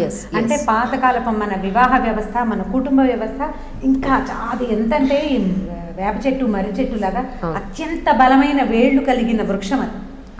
మనం ఏం చేస్తున్నామంటే ఇలా రకరకాల వ్యవహారాలు బయట నుంచి వచ్చినవి మిగిలిన వాళ్ళని చూసి కాపీ చేస్తూ ఒక్కొక్క గొడ్డలి వేటుగా నరుక్కుంటూ పోతున్నాం. ఇంకా కొన్ని వేళ్ళు ఉన్నాయి మన సమాజంలో. ప్రధానమైనది ఏంటంటే వేళ్లను వదిలిపెట్టేసేయండి. ఇప్పుడు ప్రజెంట్ మనం ఉన్న కండిషన్లో మనకి మనమే దిక్కు. ఇప్పుడు మన ఇంట్లో మనకి పాజిటివ్ వస్తే మన అమ్మా నాన్న కూడా మన ఇంటికి వచ్చి అన్నం వండి పెట్టరు. కూతురు కూడా అమ్మా నాన్నకి ఏదైనా వస్తే, కూతురు కాదు కుమారుడు కూడా వెళ్ళి వాళ్ళ ఇంట్లో వాళ్ళకి ఏదైనా చూసే అవకాశం లేదు. బయట పెట్టి రావాల్సిన రోజు ఇది. ఈ పరిస్థితుల్లో నీకు నువ్వే దిక్కు. నీ ఇంట్లో నీతో పాటు ఉండే భార్య, నీ సంతానము మాత్రమే ఒక్క చోట ఉంటే, అది కూడా నీ కొడుకు అమెరికాలోను కూతురు ఆఫ్రికాలో, మనమంతా కలిసి ఒక్క చోట ఉంటే కాస్త నీ అన్నం వాళ్ళు నీకు ఇంట్లో చేయగలుగుతారు, సపోర్ట్ దొరుకుతుంది. మన పరిస్థితి అది అయినప్పుడు ఇప్పుడు ఈ లాక్కుంటే ఎలాగండి? లాక్కుంటే ఎట్లా, ఎలా కుదురుతుంది? ఇప్పుడు ఈ ఇంట్లో ఈ 4 గోడల మధ్య 2 సంవత్సరాలుగా మనం అందరం దొరికిపోయి ఉన్నాం. ఈ ఉన్న కుటుంబంలో వచ్చే ప్రాబ్లమ్ని మనం సెట్ చేసుకోవాలి. తెంపేసుకుని చెరుకో ఇల్లు చేసుకుంటామంటే చెరో చోట దిక్కుమాలిపోతాం కదా. అదే కదా. చాలా ఇళ్లలో అంజలి ఎంత బాధాకరం అంటే ఇలాంటి మాటలు మాట్లాడాల్సింది చాలా దుఃఖంగా ఉంటుంది. అమ్మా నాన్న చనిపోతే పిల్లలు వచ్చి మొహం చూసే పరిస్థితి లేదు, వాళ్ళని హాస్పిటల్ నుంచి ఇంటికి తెచ్చే పరిస్థితి లేదు, ఆ అస్థికలు తీసుకునేందుకు కూడా దిక్కు దివాణం లేని రోజులో ఉన్నాం. ఎందుకు ఈ కుటుంబం దొరికినటువంటి ఈ చిన్న దాన్ని, ఇదివరకు పెద్ద పెద్ద సమాజాలు మనవి, ఇప్పుడు ఇంత చిన్న చిన్న న్యూక్లియర్ ఫ్యామిలీస్ అయిపోయాయి. దీన్ని తెంపుకోకండి, దీన్ని సరి చేసుకోండి, కూర్చొని మాట్లాడుకోండి, మారండి. ఎంతసేపు ఎదుటివాడు మారాలని భావించకూడదు. మార్పు అతను మారడు అని ఆడాళ్ళు అంటుంటారు, భర్త మారడని. అతను కూడా చెప్తాడు ఏమై మారదు అని. ఎందుకు దాన్ని ఇద్దరం కలిసి మారచ్చు కదా. ఇద్దరు కలిసి ఎందుకు ఒకళ్ళనొకళ్ళు ఎందుకు అర్థం చేసుకోరు? నన్ను అర్థం చేసుకోవట్లేదని అమ్మాయి, ఆ అమ్మాయి నాన్న అర్థం చేసుకోవట్లేదని ఈ అబ్బాయి, ఇట్లాగే కొట్లాడుకుంటూ ఉంటారు. వీళ్ళిద్దరికి వేరు భావాలు ఉంటాయి. కొన్నిటిని కలుపుకోండి, కాఫీ పాలు కలిపినట్టు. గిన్నెలో డికాక్షన్ గిన్నెలోనే ఉంటుంది, గిన్నెలో పాలు గిన్నెలోనే ఉంటాయి. రెండిట్లలో కొంచెం వేసి కాఫీ కలుపుకోవాలి మనం. ఇట్లాగే కదా ప్లాన్ చేసుకోవాలి. పెళ్ళి అంటే ఇది. మీరు ప్రధానంగా సర్దుకోవటానికి ప్రయత్నం చేస్తే దిక్కుమాలిన చావులు చావక్కర్లేకుండా కనీసం మనతో పాటు 2వ మనిషి, 4 లేదమ్మా, ఇప్పుడు పిల్లలు లేరు, ఇప్పుడు వైఫ్ హస్బెండ్ వాళ్ళకిద్దరే, పైగా ఈ 18 ఏళ్ళ వీళ్ళెవరో విడిపోతున్న వాళ్ళు ఇంకొక 5-6 ఏళ్ళు పోతే వాళ్ళ పిల్లకి 22-23 ఏళ్ళు వస్తే దాని పెళ్ళి అయిపోతుంది. పిల్లాడు ఏ ఫారిన్ వెళ్ళిపోతాడు చదువుకోవడానికి, వీళ్ళిద్దరు మిగులుతారు. వీళ్ళేం చిన్న కూచి పాపాయిలు కాదు, 40 దాటేసాయి. ఇంకా ముందు అలాగే ఉంటారా? అమృతం తాగేమా మనం? వృద్ధాప్యం రాదా? జబ్బులు రావా మనకి? వాళ్ళమ్మా నాన్న వీళ్ళమ్మా నాన్న ఎలకాలం తోడుంటారు? ఉండరే. వృద్ధాప్యం నీకే 40 ఇస్తే వాళ్ళకి రావు 60లో 65. ఎవరు నీకు తోడు? భగవంతుడు ఇచ్చిన నేస్తం పెళ్ళి. ఆ పెళ్లితోటి ఎవడో ఒకడు ఆడో మగో నీకు తోడైతే వాళ్ళని కాపాడుకోవాలి. వాళ్ళలో ఏమైనా దుర్గుణాలు ఉంటే వాటిని సర్దుకోండి, మాట్లాడుకోండి. మాట్లాడుకునేందుకు అవకాశం ఉంది కదా. మీరు మాట్లాడించలేకపోతే ఫ్రెండ్స్, కజిన్స్, చుట్టాలు వాళ్ళ సహాయం తీసుకోండి. సోషల్ మీడియాలో ఫ్రెండ్స్ కూడా ఇందుకు కొంచెం సహాయం చేస్తారు. కాస్త వాళ్ళకి బుద్ధి చెప్పడానికో సరి చేయడానికో. వాళ్ళతో పాటు మీరు కూడా మారండి. అసలు ఒకళ్ళ నుంచి ఒకళ్ళకి ఏం కావాలి అనేది తెలుసుకోండి మొదట. ఎప్పుడు నాకు కావాల్సిందే కాకుండా నీకు ఎలాంటి అబ్బాయి కావాలి అంటే అమ్మాయిలు చెప్తుంటారు కళల రాజకుమారుడికి రాజకుమారి తొద్దు, నువ్వేమో మామూలుగానే ఉంటావు. పొద్దునే నిద్రలేవు, రాజమోహన్ గడటానికి కూడా 11 అవ్వాలి. రాజకుమారి కలగట్టు ఉంటుంది అమ్మడు. వాడికి కూడా అలాగే ఉంటుంది. అవతల వాడు మాత్రం తక్కువ తిన్నాడు, వాడికి ఉండవు బోల్డ్ ఊహలు. వాళ్ళు కూడా మళ్ళాగే సినిమాలు చూస్తారు కదా, సినిమాలు చూస్తారు, బోల్డన్ వీడియోలు చూస్తారు. పొద్దున్నే లేవగానే చక్కగా మొహాన్ని బొట్టెట్టుకుని తలకి పెట్టుకున్న పెళ్లి కూతురు ప్రతివాడు ఊహించుకుంటాడు. అది కావాల్సి వస్తుంది కదా. నాకేం కావాలి కాదు, నేనేమి ఇవ్వగలను అనేది చూపించండి ముందు. నువ్వు చూపించు, నీకేం వచ్చో, నువ్వేం చేయగలవో. నువ్వు అసలు 2వ వాడికి ఏమైనా చేయగలవా? నువ్వు భర్తకే ఏమి చేయబోతే రేపు పిల్లలకి ఏం చేస్తావు, సమాజానికి ఏం చేస్తావు, నీకు నువ్వేం చేసుకుంటావు? కలగంటాను తప్ప ఏం చేసుకోలేరు. ఆడమగ ఇద్దరు ఈ ఊహ చేయాలి. ఇది చేస్తే మనకి డైవర్స్లు ఎక్కువ బాబా. నిజం. ఇలా ఆలోచించుకున్న వాళ్ళు కొట్లాటలు వచ్చిన నాబోటి కౌన్సిలర్లకి, ఇంకా నేను ఎంత తక్కువ కేసులో నేను చేసేది, నెలకు 1, 3-4 నెలలకు 2-3 కేసులు నాతో మాట్లాడేవాడు. నేనేం క్యాజువల్గా చేస్తాను, మామూలుగా సరదాగా చేసేది కదా. ఇప్పుడు నాలాంటి వాళ్ళ దగ్గరికి ఏ బోర్డు లేదు, ఏ క్వాలిఫికేషన్ లేని నాకే వస్తే నిజంగా మంచి క్వాలిఫికేషన్ ఉండి ఇలా హ్యాండిల్ చేయగలిగే పెద్ద వాళ్ళు ఉన్నారు. వాళ్ళ దగ్గరికి ఎన్ని కేసులు వస్తున్నాయి? వీళ్ళంతా సర్దుకుంటున్నారు కదా. నిజం. నేనైతే సక్సెస్ఫుల్గా 10-12 పెళ్ళిళ్ళు సెటిల్ చేశానమ్మా. చేయగలిగాను That's నేను. really మాట్లాడడమే మాట్లాడండి, వాళ్ళతో మాట్లాడి వీళ్ళతో మాట్లాడి తలనొప్పి వస్తుంది. నా మొహం మీద ఇదివరకటికి ఇప్పటికి గీతలు పెరిగినాయి చూడండి. వాళ్ళే మాట్లాడి చెప్పి అవును. చెప్పటమే. అవును. మీరు ఎంతసేపు సెల్ఫ్కి పెద్ద పీట వేయటమే ఈ రోజు సమస్య. అవును. సెల్ఫిష్నెస్, నేను అనేది తప్ప మనం అనే ఊహ చేయటం. మనం అనే సినిమా చూస్తాం ఆనందంగా, అవును. కానీ జీవితంలో మనంకి ప్లేస్ ఇవ్వటం. దానికి ప్లేస్ ఇవ్వండి, ఈ గొడవలు తగ్గిపోతాయి. అదే మనం చేయవలసింది. That's such a great point అండి. కమింగ్ జనరేషన్స్ అందరికీ పెళ్లి చేసుకోబోయే వాళ్ళకి, ఆల్రెడీ చేసుకున్న వాళ్ళకి, పిల్లలు ఉన్న వాళ్ళకి ప్రతి ఒక్కటి రమ్మగారు అన్నట్టుగా సచ్ ఏ వాల్యుబుల్ పాయింట్. నిజంగా పెళ్లి చేసుకోబోయే ముందు ఒక్కసారి 1కి 10 సార్లు ఆలోచన చేసుకోండి. విడిపోవాలి అని అనుకోవడానికి ముందు పిల్లలు ఉన్నారా, ఒక కుటుంబ వ్యవస్థ బాగుంటే, అలాంటి కుటుంబాలు 10 ఉంటే ఆ సమాజం బాగుంటుంది, అలాంటి సమాజాలు ఉంటే దేశం బాగుంటుంది. సో కుటుంబ వ్యవస్థ విచ్ఛిన్నం కాకుండా ఉండాలని రమ్మగారు మనందరం కోరుకుందాం.